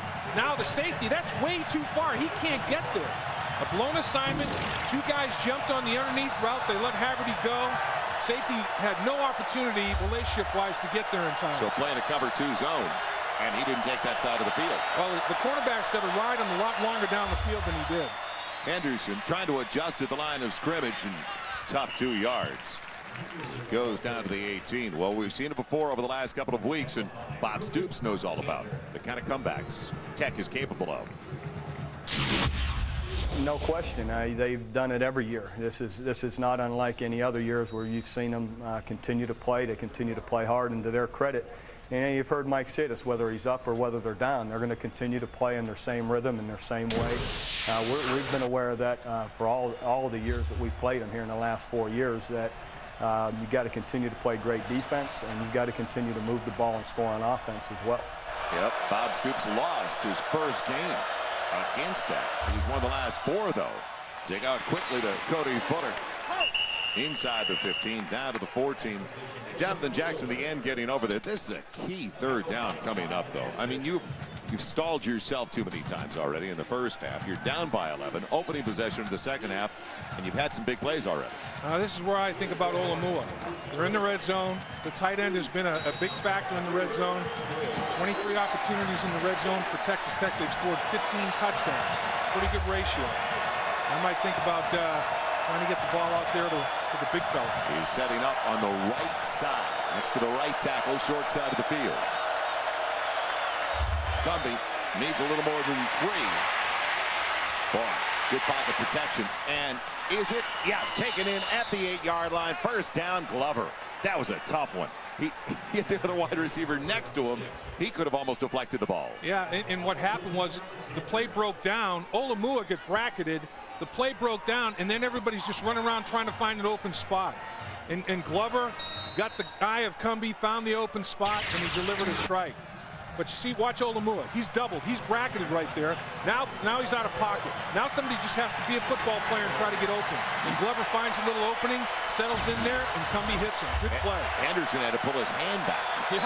He almost touched the football. First and goal. Inside the 8. Oh, be in trouble. Morris got her down off the edge by Shelby. And that's Shelby's second time that he's been disrupted. One time, thought it was a fumble. The Oklahoma coaches did, ruled an incompletion, but Shelby off the blind side is a thorn in the side. It's a loss back outside of the 10. Loss of a little more than 3. So first and goal from the 11, or make it second and goal from the 11. Normally you don't want to take a sack in the red zone. Mike Leach doesn't want to either, but this spread offense, it's not a big deal operating the spread offense from the 11-yard line. I mean, the down and distance and field position when you get in the red zone isn't that big of an issue as it is to some other offenses. He's got 2 to each side. Keeps Henderson to the backfield. The guy you want, Olamua, is on the right side. Henderson. Big hole closed in a hurry. There's speed up front of Oklahoma. Shut him down inside the 9. Shelby coming over on the run support again. And I think Oklahoma realized that Texas Tech was looking at Olamua too, the way they doubled him inside the red zone. And I think they're going to pay a lot of attention to him once again. It's a huge guy. You talked about it. He's 6'6", 260. Can run. And he's got some athletic ability. The catch he made, the officials didn't give it to him, but that 2-point conversion catch against Kansas with the body control, to come down and get both his feet inside the pylon was phenomenal. So here we go on third and goal. Well, they have to settle for another field goal try. Coming out of the gun. In the flat, it's Henderson. Can he get there? Deliberated too much of the 5, only to the 3. Rodney Poole coming up. The safety. Once again, you see the Oklahoma speed, though. It looked like there was a big separation there, and then they closed on the football. I mean, they're saying, we got to keep them out of the end zone. We'll settle for giving them a field goal opportunity, but when the ball is caught, everybody's in the end zone. Everybody now watch them close. Whoop! All of a sudden, they're at the 5-yard line before you can take a breath. That's team defensive speed, and that's what Oklahoma possesses and limits it now to a field goal opportunity. Trilika already hit a 31-yarder. This is a 20-yard attempt. It's up. And it's an 8-point deficit for Texas Tech. One-score game. You got it. Their points coming from their place kicker, the redshirt freshman. A very impressive start to the second half, hanging onto the ball for better than 5 minutes for Texas Tech. 6. Boy, Red Raiders, the most significant improvement in this team has been defensively for Mike Leach over the last couple of years, because they wouldn't hang. Oklahoma scored 60 and 56 on them the last 2 times they faced them. And Oklahoma fortunate to have 14 to the break, because they did not have a lot of consistency offensively. Lyle Setensich and his defensive staff, tip of the cap. Phenomenal job. And the kids have responded to what you're doing. They're much more confident. There's no panic anymore. They're getting lined up properly, and they're playing their techniques on a very sound basis. They've gone from one of the poorest defenses in the Big 12 to at least middle of the pack. They punch it. As you can see the way it was set up, and Bradley's going to have it on one hop. Weaving his way across the 30, spinning nicely. near the 35-yard line. Boy, did you see the way they set it up? Yeah. You always see something different from Mike Leach. He's something else. College football Saturday. They're returning next week. Doubleheader. First Arizona trying to slow down Mo Drew and the UCLA Bruins. Then Missouri taking on Baylor. Showdown in the Big 12. It all starts with a kickoff show next Saturday at 6 o'clock Eastern, 3 Pacific. Only on FSN. Mizzou, Colorado. That is a huge one today. From the 35. 9.5 to play. Oklahoma gets the ball for the first time in the third quarter. Peterson making him adjust. Finally, they catch up with him. On the run, it was Nixon, but he's still got 8 on first down. And revisiting what we looked at earlier, those keys to the game for Oklahoma. Yeah, I don't remember seeing it as an apparition or something like that. But at any rate, they wanted to be balanced. Not quite as balanced as they want to be at this point. Confused Cummey. They have gotten to him a little bit with some different looks. They've knocked him down a few times. 3 sacks, a couple of interceptions. That's been their best of their keys. They have not gotten the unconventional scoring yet in terms of a defensive touchdown or a touchdown on special teams. They've got 16 defensive touchdowns under Stoops, 24 special teams touchdowns with returns. Jumbo look and toss sweep. Peterson with a kick out to the tight end. As Peterson looks like he's headed to the goal line. And he's in. A flag from the umpire. Good holding, coming back.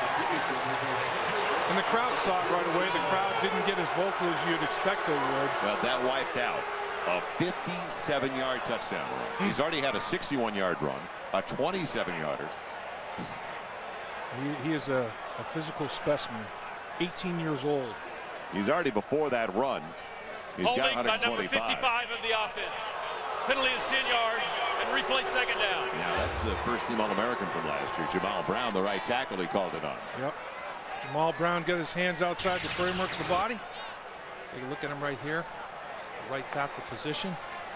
Comes up on the linebacker. They're calling the hand outside the framework of the body. He got the takedown. Got the hand up in the shoulder pad and twisting him to the turf.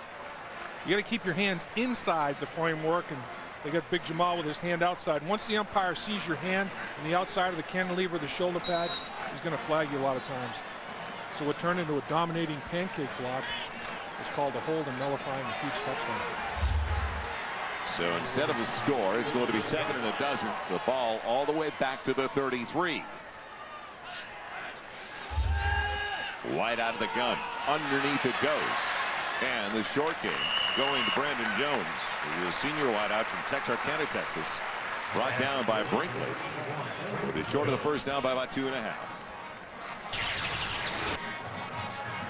Clear out by Clayton. Yeah, just a little underneath. He takes 2 with him. And the ball is thrown underneath. He takes 2 down the football field. And Jason White, as it unfolds, makes the clear-cut read and takes what the defense gives him. So what a day for Clayton as a team player. The big hit. Set up Peterson run. And then we see him setting up that 10-yard completion. So 3rd and a couple. Peterson again. Pick your spot. He's got the first down, and there's another flag on the outside. I got Brown again. Yes, Jamal Brown in the face of Vincent Meeks, the safety. And Vincent Meeks ended up taking Jamal Brown's helmet off. So I wonder if they're going to call Meeks for getting his hand up in the headgear.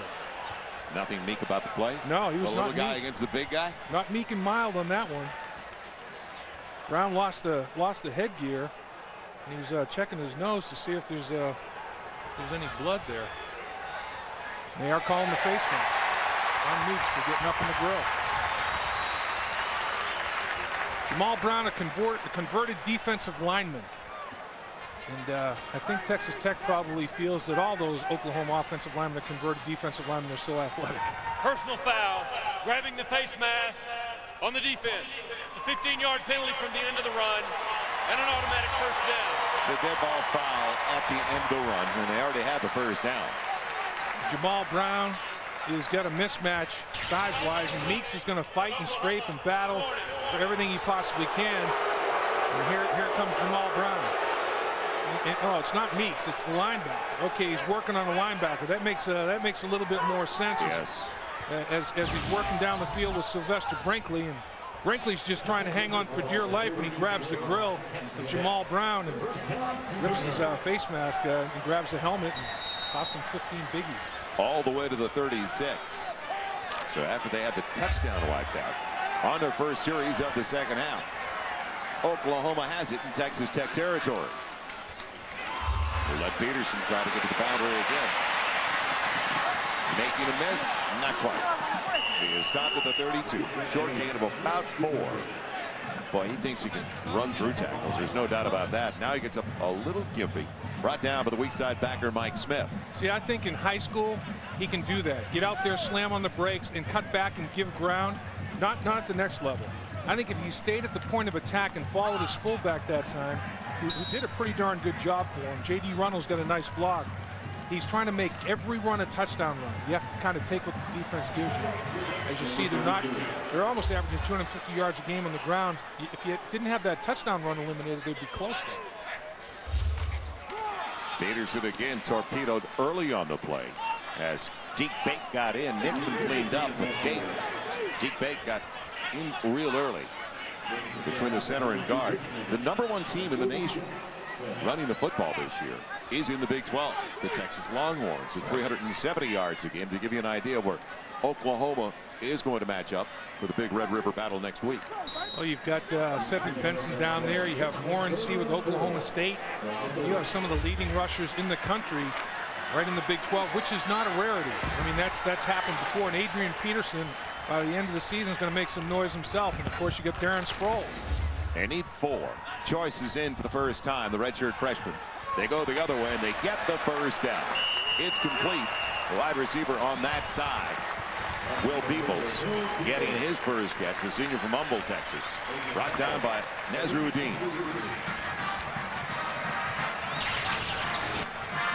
Nothing too fancy here, nothing too special. There's cushion given, so he hooks it up. Little pitch and catch. What they try to do is get the corners to tighten their separation a little bit. A little double move, go up over the top on them.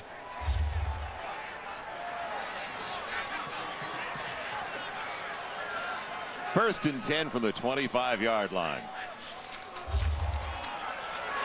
And Joyce carrying the football. That's the young man we were just talking about from Lovejoy, Georgia. So they got Peterson. We saw Wolf, another true freshman, DJ Wolf. This is a redshirt freshman, 6'1", 205. They're not stockpiling here in Oklahoma, though. I'll tell you, they've all got big careers ahead of them. And People's Choice right here makes a nice little cut. Pretty good vision himself. So a gain of about 8 down to the 17. Different look. They haven't been in the eye much, have they? It'll be Choice again, taking his spot. Division. Waited for it to open, found the crease for 4. Session finally gets to him. This is what Oklahoma's about. They'll give you different personnel groups, different formations. They'll motion the tight end, they'll motion the fullback, but they basically run the combination, the inside stretch, or the inside zone, the stretch zone. Kevin Wilson, run game coordinator, co-offensive coordinator, is responsible for this part of the package, and Kevin does a nice job of mixing things up to get leverage by formation on the defense. First down at the Tech 13, first series of the second half offensively. For the Sooners, it's available out on the edge.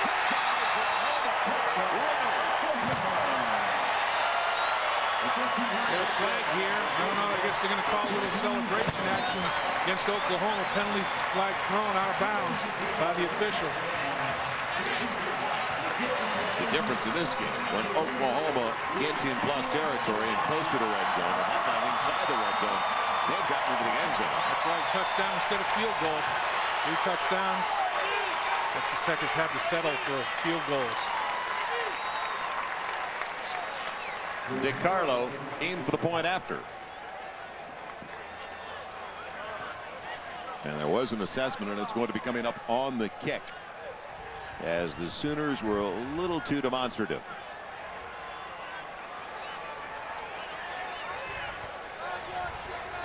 After the play, unsportsmanlike conduct on number 38 of the offense. The touchdown is good.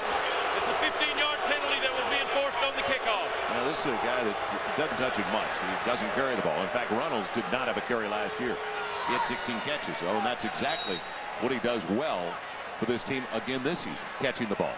I'm with Bob Stoops. I didn't really see anything that was that glaring to draw the penalty. I don't know if something was said. I didn't see anything that was demonstrative physically. DiCarlo gets the extra point. The number 2 team of the nation now with some breathing room. It was a one-score game. It's all of a sudden a 15-point lead. So I guess with what we've seen from Texas Tech over the last couple of weeks, they've got them exactly where they want them. 4:38 to play in the third quarter in Norman. One of the great football programs in America. We're in Norman, Oklahoma this afternoon. Joel Myers, Dave Lappin, Jim Knox down on the sideline, and J.D. Runnels is now a part of history. With that catch, Jason White is the all-time career leader in touchdown passes here in Norman with 54. He's got 2 today, surpassing the total of Josh Heupel.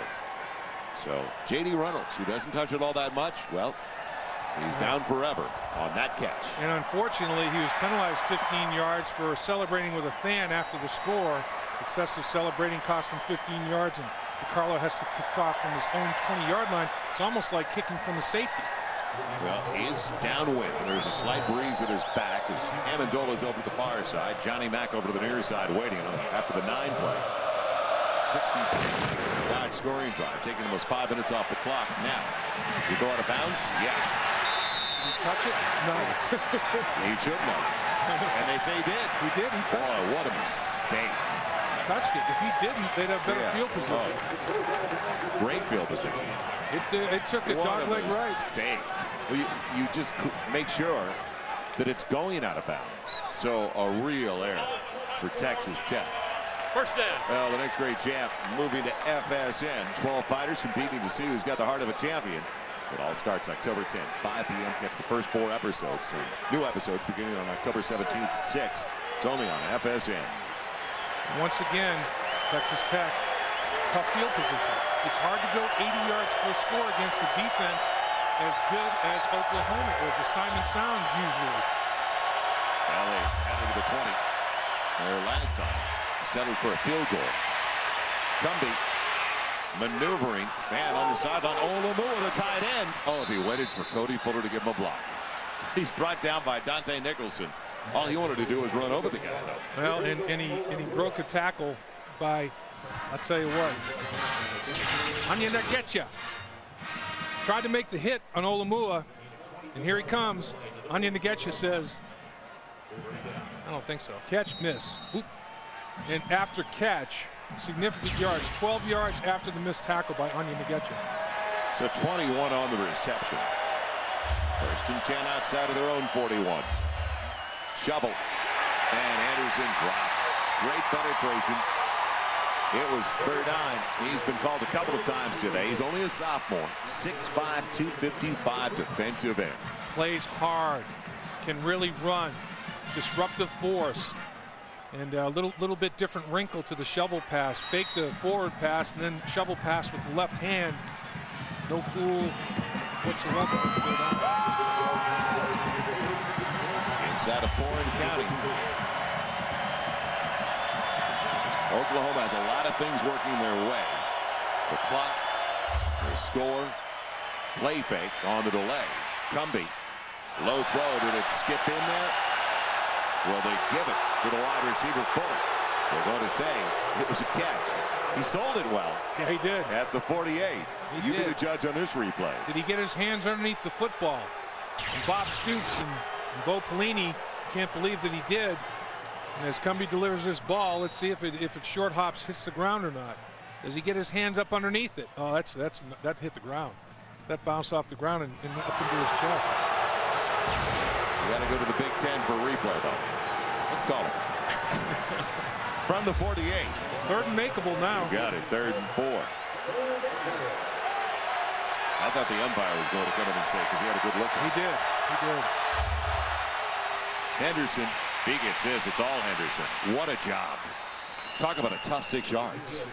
He ran sideways to his left and then sideways to his right.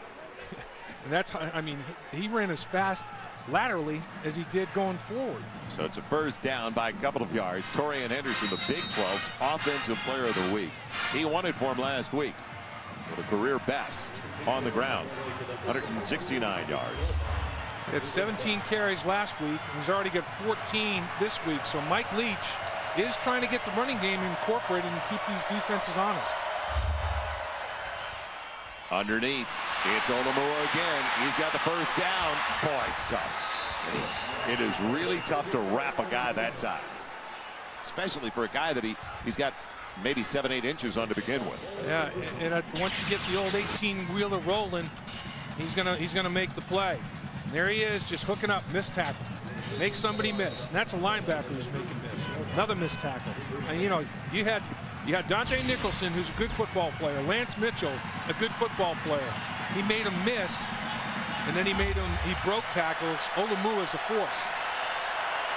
Cumbie, #1 passer in the nation, 440 a game. You saw 180 behind that total right now, a little less than 180. And he just got it off, even though he fumbles it away on the play. The cross for Hicks almost spun away for extra yards, but Rufus Alexander wrapped him up at the 30 after a short gain. First down line brought to you this afternoon by Overstock.com. Save up to 70% every day. It's all about the O at Overstock.com. Once again, Texas Tech is moving the football in chunks, but they started from their own 20. It takes a long time, doesn't it? Takes a long time. Again, and Oklahoma is trying to keep things in front of them. And for the most part, they have. They missed some tackles with Olumua, but they very rarely they get beaten over the top. They make you go on multiple play drives. It increases your chance for making a mistake. 2nd and 8, it's batted down. They wanted to go to Hicks on a deep slant. They read the quarterback perfectly. Man, it looked like Magruder got there. Transfer from Tennessee. Magruder lost his lid. Put that helmet back on. Head back downstairs. Jim Knox. Okay, I want to remind the college football fans they can email us today's game. The keyword Ask Knox. It's FOXSPORTS.com on MSN. Keyword, what is it? Oh, no, I stunned, guys. Ask Knox. So email us. We'll answer some emails here in the second half, guys. Boy, Jim's really hanging around the right people, isn't he? Absolutely. Always is. Huge third down for Tech, trailing by 15. Cumbie, pocket holds up, gets the first down inside the 20 as Fuller took a shot. Boy, he gave his body up. Poole on the coverage. Boy, Cumbie makes all the throws necessary in the spread offense. He makes the slant throw well. He throws the verticals well. He has got a very, very accurate throwing arm. And he threaded the needle there between 3 defenders in the vicinity. And this is a courageous route because you know you're going to get lit up. And he did. I mean, right in the middle of the back, take the hit and to hold on to the football. That's a good job by Cody Fuller. Another time-consuming drive, though, for Texas Tech, and now they can't afford going into the 4th quarter any more field goals. They've got to get into the end zone. Fake one-way, screen it the other way, and Glover gets very little. He takes it down inside the 16. Shelby chopped him down. I like the concept of the design. Fake screen one way, hit it quickly left. And this is where Oklahoma's defense in the red zone becomes such a factor. We saw it in the last play. A little dump pass, and the receivers at the 5-yard line. Oklahoma's defenders are all in the end zone, and they make the tackle. Oklahoma's, when the field is compressed, Oklahoma's defense becomes a bigger factor. The holes close so much quicker. Final seconds. Will they get it off in time? On 2nd and 7. Yes. Anderson wishes they didn't, though. Only a yard down to the 15. So now a 3rd and 6 on the first snap of the 4th quarter. 4-down territory. 4-down territory all the way for Cumbie and the Red Raiders. So after 3, Oklahoma leads by a couple of scores. They're on top 21-6, and you're watching College Football Saturday. It's all presented by Kia Zero on FSN. Well, Dr. Beppert game summary. Peterson on the ground is a factor. White 2 touchdown passes broke Heupel's record. And Tech on 29 receptions, 130 yards after catch, less than 5 yards yak after catch. Nice tackling by Oklahoma. Biggest third down of the game, though, for Cumbie and the Red Raiders. Cumbie has a lane to throw through and throws it way behind Fuller on the near side. And he was hit as he was delivering that football by Rufus Alexander. Got some pressure. And again, defensive coaches for Oklahoma doing a nice job of mixing things up. Brent Venables, Bo Pelini, sometimes a 3-man front, sometimes a 4-man front, sometimes bringing 5 in pressure, sometimes 6 by bringing linebackers, bringing cornerbacks off the weak side, the back side of the quarterback, changing the looks up, trying to keep Cumbie uncomfortable. They've done a pretty good job of it so far. Now, this is nothing new for Texas Tech. They go for it on 4th regularly. And this is their 5th game of the year. It's 4th and 6. Here comes the blitz, and it's deflected at the line. Oklahoma holds. Verdine got it up in time. Read the quarterback perfectly. So 10 seconds into the 4th. The Sooners take over on downs. This is just a great hustle, great determination by a down lineman to get in the quarterback's passing lane. Verdine separates. The blocking scheme there is questionable. You leave the Verdine on the quarterback's backside by his lonesome. You know, the blitz made everybody block down and slide away from Verdine. Verdine almost comes in untouched. Loper gets one hand on him only. Verdine closes. Once again, you see Oklahoma's defensive speed. The closing speed of Verdine was a factor in that play. Peterson's going to be the single as they slide Runnels in motion. And there's a busted play. Yep. Peterson went the wrong way. When Jason White turned around, his young running back was nowhere to be found. They're talking about it right now. That was just aborted from word go. And you have to give that last snap on that 4th down play again. Brent Venables, Bo Pelini, and the defensive staff, you have to give them a star on their forehead. They broke down Texas Tech's protection and found a way to pressure the quarterback. So a loss of 2. It'll be 2nd and a dozen. Back at the 13. Peterson, only 2. You're right about that. You were talking about what he could do in high school. It's early in his college career. He'll find out it's a little quicker up here. Well, the next great champ moving to FSN. 12 fighters competing to see who's got the heart of a champion. It all starts October 10th, 5 o'clock. Catch the first 4 episodes. New episodes start on October 17th at 6. It's only on FSN. Peterson's down. Yes. You know, he was a little gimpy the last series. It's only the 2nd time that Oklahoma, believe it or not, has had it in the 2nd half. Minute gone by in the 4th as they look at Peterson deep in Sooner territory. It was as quiet as a chapel service when we went away from Norman, Oklahoma. That's how much concern there was for Adrian Peterson. But boy, did they explode once he got up and jogged on his own over to the bench. Good news. Now, 3rd and 9. White on a long throw across to the far side. It's complete for Wilson. He's got a 1st down. Big hit by Chad Johnson at the conclusion of it, but another great throw by Jason White. That is long from this near side all the way to the far side boundary. Yeah, you're right. He's hugging pretty much the middle of the field, but he throws it accurately. Over corner in front of safety. Safety blows him up after catch. But boy, he's thrown to a nice spot there. And coming into the football game, 3rd and 6 or longer, Jason White was 15 of 18 for 306 yards. That's ridiculous. Over 83% completions. 1st down. So they convert on 3rd and 9. Oklahoma is now 7 of 11. Choice into the backfield.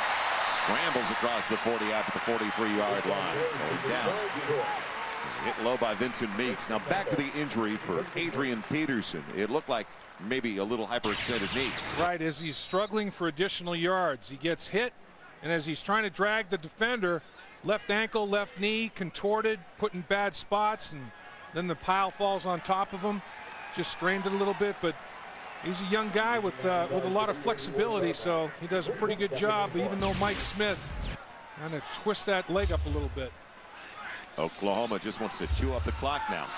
Joyce chews up about 3 yards, gets a 1st down across the 46. I don't think it'll be 90 seconds, 3 more snaps. Downstairs we go for an update on Peterson. Jim Knox. Joe, looks like Adrian Peterson's going to be all right now. He's just walking gingerly on the sidelines. What he's doing, he's telling the players exactly right. He planted and then he took a shot on the knee. Everybody, a big sigh of relief as he got up and came to the sidelines. It looked like he will be fine, guys. All right, Knox, he's averaging 7 yards a carry, was averaging like 6.5 coming in. He's productive. Had 183 last week, 140 so far today. 1st true freshman to ever start his Oklahoma career with 4 consecutive 100-plus yard games. And they've had a few backs here, just a few. Yeah. Joyce running on first down for very little. Yard and a half, 2 at the most. How about Owens and Sims, a couple of Heisman Trophy winners for running backs. I mean, they have had, more than their share. Greg Pruitt, great back, played with the Cleveland Browns for a lot of years. And you know what I really like about, and we talked about coming here, and it's great football territory, but snap by snap, these are real good football fans. They read the game, the situation, they're into it. Yeah, no question about it, Joe. 2nd and 8, ball shy of the 49. White with protection, the slant is there. Brandon Jones backpedaling his way inside the 40. Down to the 37 as a first down. We talked about it earlier. Depth at running back, depth at wide receiver. And they've got multiple people that can run past you, make big plays. And that's just an excellent timing route and touch of a throw by Jason White. Mike Goldberg was giving us updates earlier, and Virginia Tech is still trying to pull off the upset of the day. They're up 19-6 early in the 4th at home against West Virginia, the number 7 team in the nation. From the 37, a first down. And Jason White wants to throw the football. Good clear. It's complete for Wilson. Jones ran through that area and took one of the safeties down to the middle of the field. Right. That was a great route. It was, and not quick enough recognition by Texas Tech, because 2 guys jumped on one receiver, clearing the area out. And let's take a look at what Jason White sees. Little half roll, little throwback pass, and it is wide open. Wide open. Travis Wilson, the beneficiary of nice scheme. And Naziruddin, he bit on the move by the other wide receiver. Right, and here's the clear out that we're talking about right here. And Travis Wilson just runs a little crossing pattern underneath for big yards.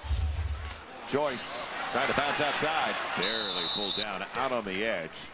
Tough tackle. Got a good one. Naziruddin on the solo stop at the 9. First down line brought to you this afternoon by Overstock.com. For name brand products, clearance prices, it's all about the O at Overstock.com. Joel Myers, Dave Latin, Jim Knox.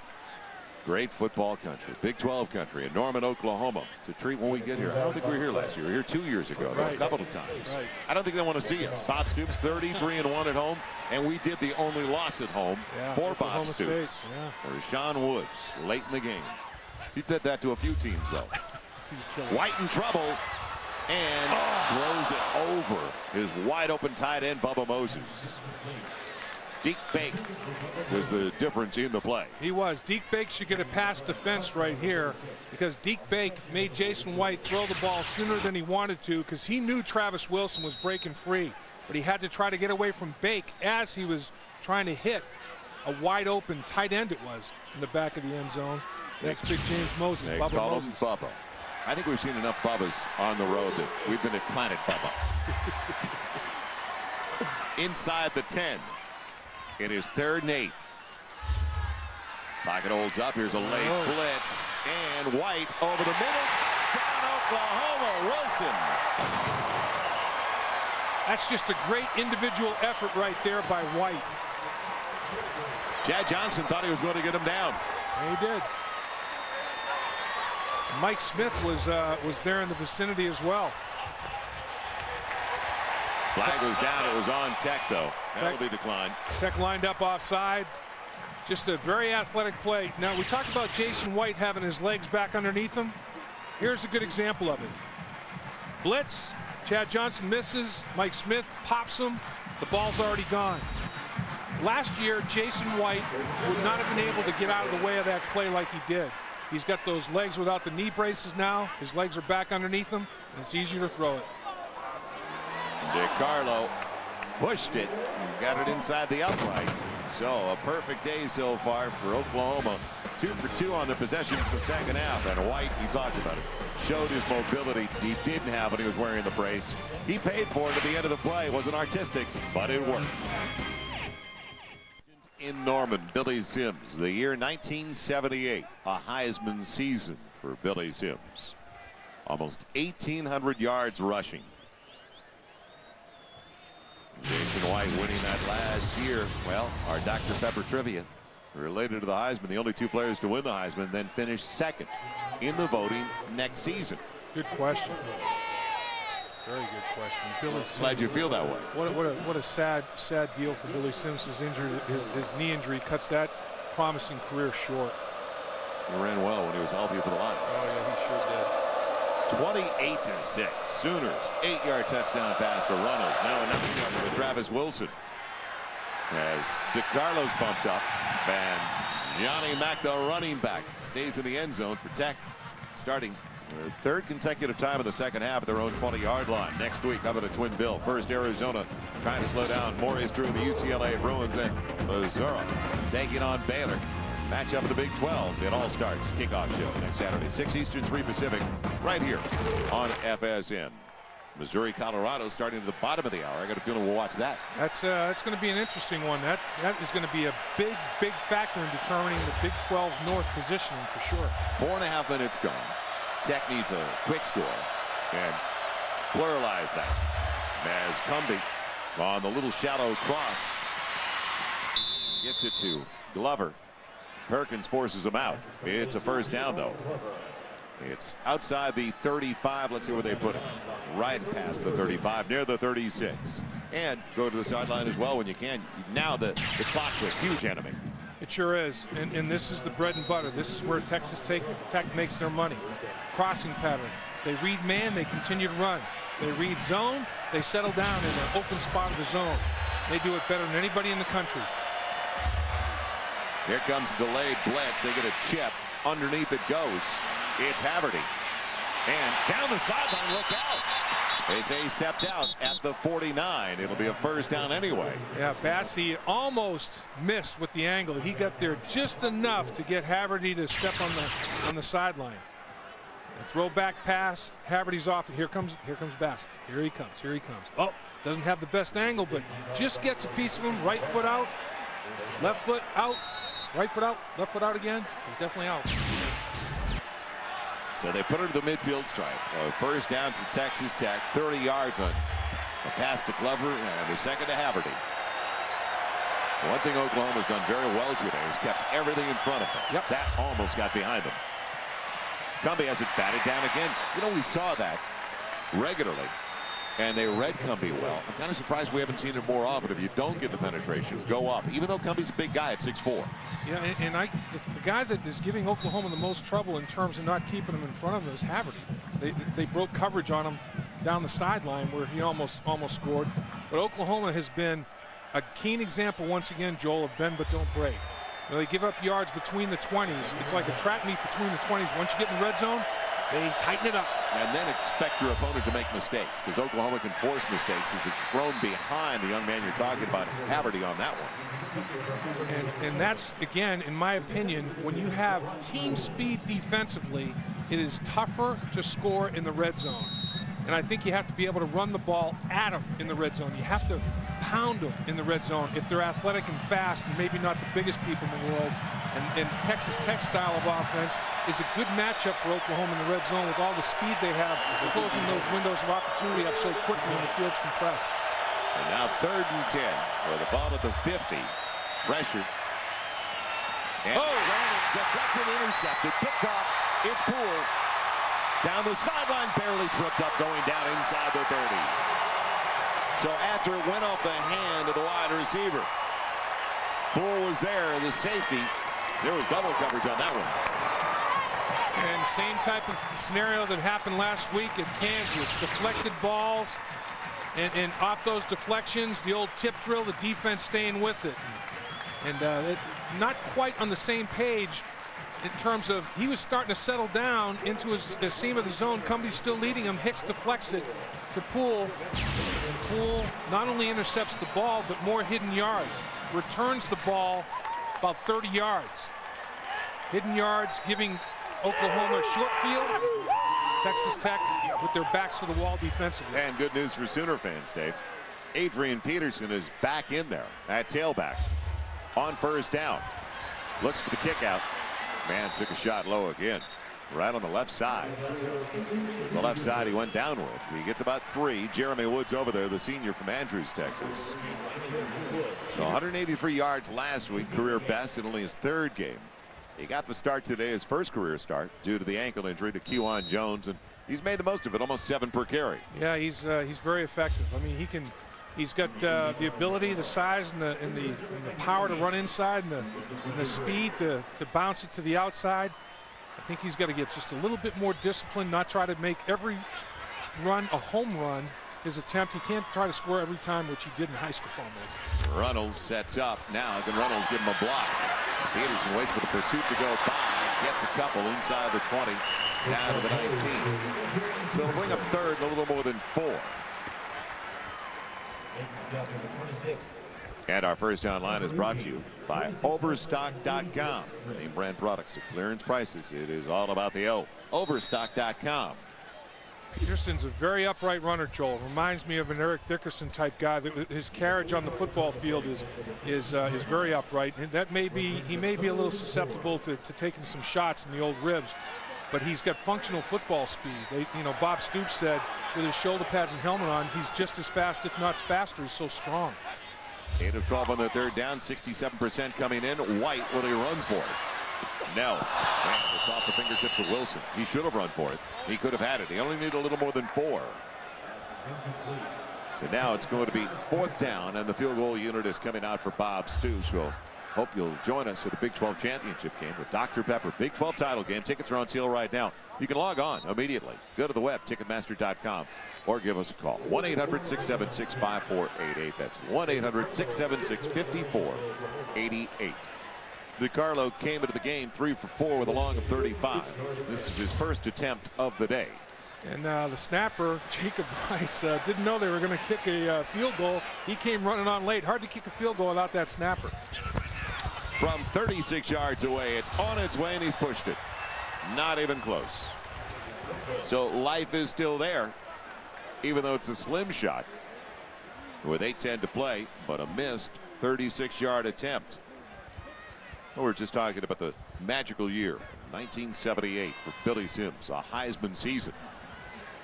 With our Dr. Pepper trivia, can you name the 2 players that came back after winning and finished 2nd in the voting for the next season? Well, one of them was Billy Sims. Right. The next year, and Mr. Inside, Mr. Outside, Doc Blanchard, Glenn Davis in Army. Doc won it in 1 year and then gave it to his teammate Glenn Davis the next year and finished right behind him. How about that? Same backfield, 1 and 2 in the Heisman voting. Cumbie with a path to throw. Haverty had to go and lunge to get it. He's right on the marker. He's got the first down. So Texas Tech has more total yardage, 345 yards compared to 329 before that snap. But the turnovers and the lack of scoring in the red zone has hurt Texas Tech once again today. And I think it starts with field position. Texas Tech got crushed in hidden yards. The turnovers, interceptions were returned. That swings field position on a football field. They were pinned back the 1-yard line, going a 16-play drive, have to settle for a field goal. They just had to work too long a field to get their points. Time for Cumbie. Man, Glover adjusts nicely. He's got the first down. Knocked out of bounds just shy of the 45 by Perkins. When your average drive start is 20 yards worse than your opponent, like it was for Texas Tech at the half, their average drive start at their own 16-yard line. Oklahoma's at 36. That's huge. And this is a typical Texas Tech scenario. Spread you out and make plays in space. Perkins makes the hit, but he's not there soon enough to give tight enough coverage. Good day to be at the ballpark. That young man's enjoyed it. He's oblivious to the score, but he loves the game. Henderson maneuvering nicely. Almost got another first down. I think he's got it right at the 45. Rodney pulled a free safety. And now Bernard getting into it again. Yeah. Henderson's got that fast twitch, you know, his muscle. You either have, if you have a fast twitch, you're a sprinter, you're a speed guy. He's got that fast twitch. I mean, he can make multiple moves in a very, very short, compact spot. I mean, he'd be tough to tag in a phone booth in a game of tag and make him in. Look at him. He makes the moves. You know, he's so quick, and he's got that low center of gravity. Doesn't give you a whole lot of hitting surface. It's like tackling a pectoral and a quad. You know, he doesn't give you much to hit and wrap around. So they'll start the clock, get it moving, and here comes Texas Tech again in plus territory. And 7.5 minutes, just about time of possession advantage for Tech, which is a shot. Yeah, you would not expect that to be the case. Again, hidden yards killed him. Glover on the fake. Ooh. Again, timed well as it's batted down by the linebacker Mitchell. So we saw that regularly. And Kansas did it well last week. They did. And they didn't get to the quarterback, but they timed his throw. They did, and the key is against Texas Tech to make sure that all the passing lanes are blocked with bodies. And Mitchell does a good job. I mean, that hit him right in the chin. If he didn't have a face mask on, he breaks his chin. But Mitchell gets in the throwing lane and gets airborne. If you're not going to sack the quarterback, get your hands up and try to deflect it. And Cummings had a lot of balls deflected the last couple of weeks. You're right, Joe. Lance Mitchell out of San Francisco. A nice play. Going for Hicks on the far side. Too tall, even for Jerry. Bassey on the coverage. That'll stop it with 7:02 left. So a 22-point advantage for the #2 team in the nation, cruising right along as we head back to the sideline. Jim Knox. Joel, going to answer a quick email right now. Beth Wright from Oklahoma wanted to say, hey, my son, Dustin, is a Sooner man. That's something new here in Oklahoma this year. Can you find him? You're Dustin, right? What's Sooner man all about? We got the caves, we got the shirt. Kryptonite Kennedy stop with Steve-O. Your next gonna be music. I think they're ready for UT next week, guys. Oh, Knox, he makes a mama proud right there. Makes a mama proud. Bevo taking shots at Bevo along the way. Boy, oh boy. Glover make it Johnny Mack instead. Inside the 45 to the 44 on 3rd and 10. What all that tuition does, you become a super Sooner. That tuition's well spent. Yeah, we were talking about the North earlier with Missouri and Colorado. How about Texas and Oklahoma in the South? Well, this is the Big 12 opener. Oklahoma's cruising right now, 44-7 midway through the 3rd. So, or Texas rather, they're over Baylor right now easy. So they'll both be 1-0 in the Red River battle next week. And that Red River battle so early in the season determines probably the South, Big 12 South champ, opportunity for the Big 12 championship and national championship. Either get it or you don't. Over the middle, first down inside the 30. Hicks as they sold out a little bit. Left man coverage in the secondary. Bassey pulled him down from behind. By the way, that is one of the great days in sports. Texas, Oklahoma just walking around the Cotton Bowl of the State Fair. I agree with you. It's spectacular. Pump fake right, throw left. Cumbie hits Hicks. Hicks, 6'4", 210. Bassey is a big corner, 6'1", 197. But Hicks dwarfs him. I mean, Hicks has got that size-speed ratio. That's tough to cover. And Hicks is only a sophomore. Yep. He's got the potential to be Rashawn Woods down the road. Henderson making the most of the opportunity again, scrambling his way to the 21-yard line. Shelby finally caught up with him. Well, they're getting on the cusp of the red zone once again, and the red zone has been the twilight zone for Texas Tech. They've not been able to get it figured out. This is where Oklahoma's defense, and we talked about it before, the team speed becomes more of an issue. You can't stretch him as much vertically anymore. You can spread them out horizontally, but they recover so quickly because of that speed. Second and short. Cumbie in trouble. Finds it. He's got a first down. It's Hicks again. Check that. First catch of the day for Amendola. Their punt return man slipped in on the field. So it's down inside the 10 to the 8, 1st and goal. And once again, it's the crossing route. Amendola doing a good job finding a little zone area, settling down in there, receiving the ball. And the thing that he did great, once he caught the ball, get his shoulder pad squared up, go north and south. Take it toward the goal line. That's the punt returner in him right there. 5 minutes to play, Dave, and they're trying to get into the end zone for the first time today. Right.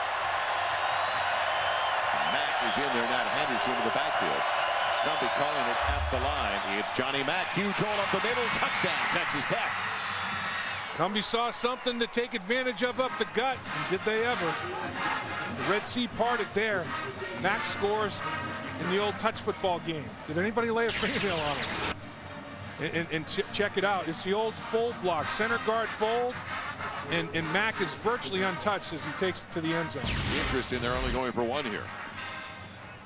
True, if they go for two, they're two touchdowns down. They're still, with the 2-point conversion, I guess Mike Leach thinks it's still a 2-score game. Trelika for the point after. It's good. And with 4:50 to play, Texas Tech, will they go onside this early? We'll find out. Trails 28-13. Joel Myers, Dave Lapham, Jim Knox, 4:50 to play. And you like this pit play, don't you? You love it when they find a little seam, and all of a sudden the center and the guard are involved. As Johnny Mack almost untouched into the end zone. First touchdown of the day, though. 8-yard run. Nice little scheme. Let's take a look at it. Center blocks back, guard folds, gets a little kick out on Lance Mitchell. And there it is.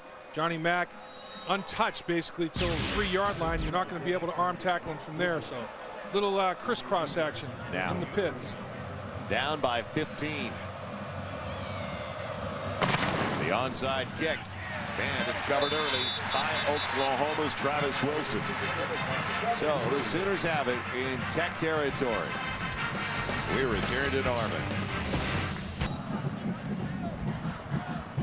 Sooners in control, up by 15, and they've covered the onside kick. Well, Wendy's High School Heisman program recognizes today's scholar athletes and citizens. Package have been mailed over 26,000 public and private high schools. Online nominations being accepted as well through October 1st. So go to www.wendyshighschoolheisman.com today. Nominate your Heisman hopeful of tomorrow. Nominees are going to be announced October 4th as we get ready for the final 450. From the 44, Choice is the call. He's got 4 down to the 40. A record-setting day for Jason White, now the all-time career passing leader. Touchdown tosses for 3 this afternoon. Giving him 55 in his career. This is beautifully thrown ball right there. Just excellent. Nice scheme underneath. Hits the big fullback for the record setter. Little icing on the cake right there is Travis Wilson, after showing some elusiveness, escapability in the pocket that he couldn't perform physically last year. He was a sitting duck because of those knee problems. He's got a 2nd and 6 at the 40 of Tech. Just want to run the clock. Choice close to a first down, shy by about 1.5 yards. Brent Slaughter got to him. Choice usually makes the right choice. He does make good decisions running the football. He's got good vision as well. They are loaded at running back. And quarterback. No doubt. Unbelievable. And wide receiver. Bob Stoops, this program is built to last. And they're on a roll. When you look at some of it's a premier program. In 5 years, 3 division titles, 2 conference championships, and a national championship. That dog will hunt for anybody. Number 2 team of the nation on their way to a win again over Texas Tech.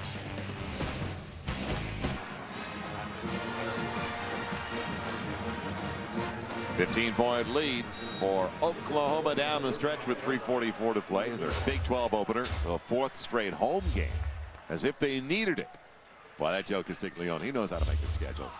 And Choice knows how to get a first down. He's got it down to the 31-yard line. Mike Smith finally getting to him, the weak side backer. So they can run out the clock now with 3:38 as they move the chain, stopping momentarily as Tech just used a timeout. They've got 2 left. Oklahoma should finish the game with all 3 of theirs on the board. Oklahoma wanted to be balanced. They've rushed now for 191 yards, thrown the ball for 151. Pretty close to that balance that they were looking for. 342 yards to Texas Tech's 425, 369 in the air. And way below their season numbers, but it's just whatever it takes for Oklahoma. Let's face it. Choice sliding outside down to the 26. Coming into the game, Oklahoma's averaged 253 yards a game passing, 249 on the ground. I mean, That's the ultimate for an offensive coordinator. Yeah, you look for balance, and what an example. First down line brought to you by Overstock.com, your online outlet. It is all about the O. Overstock.com. Well, we had perfection today. I mean, game time temperature right around 60 degrees. Perfect fall football weather in the Big 12. Great game coming up in a few minutes. Missouri, Colorado. Tells us a lot about the Big 12 North. And then next Saturday, Red River Shootout. Choice again, weaving his way up the middle, down to the 23. It'll be 3rd and short, and let's see if Tech uses a timeout here. And they will. will do the same. Texas Tech uses their second of the second half with 2:21 to play. See if the Sooners can run out the clock, convert on 3rd and short. A record-setting day for our Kia Sayre player of the game. Jason White coming in, 1 touchdown toss behind Josh Heupel, the all-time career leader here in Norman. So he topped it. He threw 3 today. And this is the record setter, Joel. Or this ties it right here with the touchdown toss. And this in the corner of the end zone, just a beautifully thrown football. Tremendous accuracy. And then he threw underneath to J.D. Runnels that broke the record. And then he followed up with another touchdown toss to Wilson. It's 3rd and a couple. It'll be Choice angling it. He's got the first down to the 20-yard line. So they can effectively run out the clock now with 2:16 to play. And Dave, you are a fanatic for the hidden yards. Yes. Well, the hidden yards today. Oklahoma's average drive start their own 36. And right. That's twice as good as Tech's. They started back at their own 18 on average. And this, we mentioned how this Oklahoma program was built to last. After this snap, I want to talk about a couple of guys that were instrumental in this thing being built to last. First down, just shy of the 20. Inside of 2 to play, and White throwing again. And off the fingertips of his tight end Moses. That's a surprise. At our FOXSPORTS.com on MSN. Question, what about the best game today? Well, the predictions. Would it be White? Cumbie. Well, White's had a very efficient day, even though Cumbie's thrown for more yards. White, a higher percentage overall in the 3 touchdown tosses. Aaron Rodgers, Derek Anderson, the other 2 we asked about, the second half. Joel, right here, right there. That gentleman, Jerry Schmidt, is the strength and conditioning coach here at Oklahoma. Big factor in their success. And he's won national championships at Notre Dame, Florida, and Oklahoma. He knows what he's doing. Joyce cutting it back. Ken Scott underneath tackle on the stop. Gain of about 2. Man, I believe Tech will use their final timeout. They will. And you know, you recruit great athletes, but developing them is a key. And Jerry Schmidt has developed them in the strength and conditioning program. And the guy that's responsible for recruiting him right there, Bobby Jack Wright. Special teams coach, recruiting coordinator. He finds the talent. He was great. Bob Stoops' first hire because he knew Texas so well. He finds the players. Jerry Schmidt helps develop them. Big reason for Oklahoma's success. So the final timeout taken by Texas Tech. And we were talking about Barry Switzer earlier. He thinks Peterson could be the best back ever. But let's move ahead a week down the road. Get his ideas. See Barry Switzer on Texas-Oklahoma game.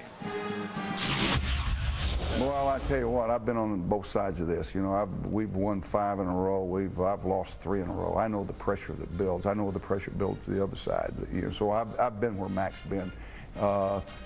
Bob's never experienced that, and I think that you know there is tremendous pressure involved. We know that. There's no need to deny that. It's important to win this football game. It's important for all the reasons. We can list dozens. But it's something I approach it every year. You know, all the touchdowns, all the big plays that were made last year, all those points scored last year, that's 63. They don't help you a thing in 64. They don't do it in one way. You might psychologically think, hey, we did that last year. You got to go prove it every year. You got to prove it every play. And that's the difference. And there's not much difference in talent. And but I think it's going to be interesting, and hopefully if I can get a ticket, I'll be there to watch it. Yeah, Barry Switzer, and I like what he said, that he's been on both sides of it. He said, I've been where Mac's been, and it's tough for Mac Brown. His choice almost got the first down. He's shy by about a yard. Hit by Slay, and he said Bob has never experienced that yet.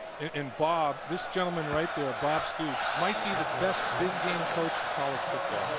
He just has that swagger, you know. It's like he knows Texas is good. And he'll tell his players, look, Texas is good. They're talented, but if we play our game, we're good too, and we can beat them. And that permeates to his players. They expect to win the game. They don't go in hoping to win it. They expect to win the game. And I know that Auburn, Alabama is a very emotional one in the SEC for that part of the country. As we look at the next one with Texas and then K-State coming up on the road for Oklahoma. Tough. That's tough. But and Oklahoma's going to talk about this 4th and a yard. They've got inside the 11. but I've experienced it a couple of times. And I know that Nebraska-Oklahoma in the Big 12 is great, and it's got a great deal of tradition. Look at the beginning of the month, Texas, the Red River, and then the end of the month, you have the battle in-state with Oklahoma where Les State. Miles has had a little success. Oh, absolutely. And in 4 weeks, you've got 2 huge rivalries for recruiting purposes and everything else. Well, and I was going to get to the point that as we look at Texas Tech's upcoming schedule, and they get to go home finally for their first 5 of the road. So even though it's Nebraska and Texas, at least they're at home. And they've got a great situation now with that, the way they revitalized that whole facility in Lubbock. But I've experienced Texas, Oklahoma at the Cotton Bowl, the State Fair. Yep. There's something so special about it. It is. I mean, it is just an experience. If you haven't done it, go sometime. I had the privilege of covering Ricky Williams breaking Doak Walker's rushing record at that Red River battle with the guys that are covering this game. I'll tell you, it is a special feeling. At that time, neither team was the dominant team in the country like both of them are this year. I mean, they're both top 5 teams, but still, the electricity in that stadium was incredible. So they just want a yard. And they want to get out of here healthy, which they have for the most part, as the Oklahoma Sooners are up by 15 in the final minute. It'll be Choice. He's got the yard. Now they can take it. It's over. It was over anyway. But now they can just take a couple of snaps, and it's official. So the bye, as Bob Stoops told us, he said it came at a real good time. They were a little nicked up. Right. They reassessed some of the areas they wanted to work on. Found out they were even deeper than they thought going into the season. What you do during a bye week, Joel, is you self-scout. You find out what worked, what didn't, get rid of the stuff that didn't work, do some of the stuff that did out of different formations and break tendencies, and they got all that done. So much for taking a knee. Out on the edge, Choice, and he's going to get there now. Down to the 1. And let's see if that's the last chance they'll have at the end zone. I can't believe that he was going to run it anyway on his former offensive coordinator. You know, I think Mike's mentality is, you know what, we got to stop you.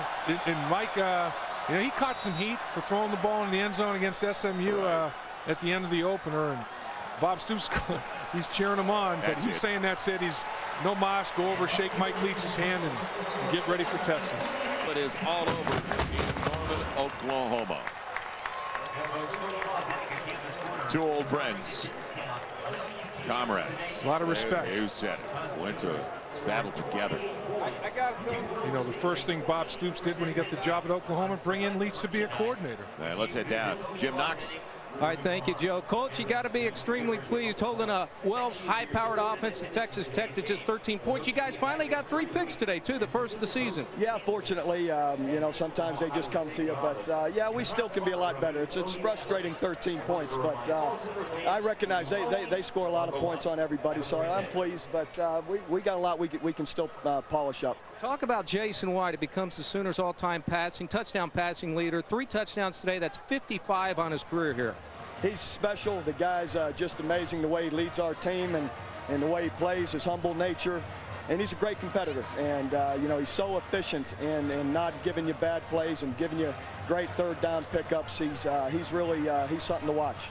Adrian Peterson gets his first start. It looked like he got nicked up a little bit in and out, but it looked like he did fine, well over 100 yards. He was very solid, made some big plays again for us, and it was pleased to see Tashard Choice come in and compliment him in the second half and run strong as well. So it's we've got some guys, and we're running the ball a little better. Okay, final question. Now you guys can finally talk about Texas. Next week, your thoughts?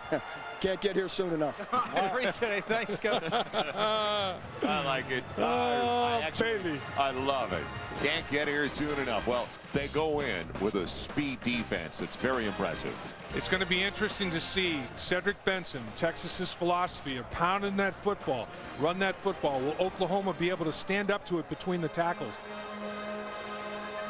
So the Red River battle is up next. Oh, Texas, it's going to be big. Oklahoma.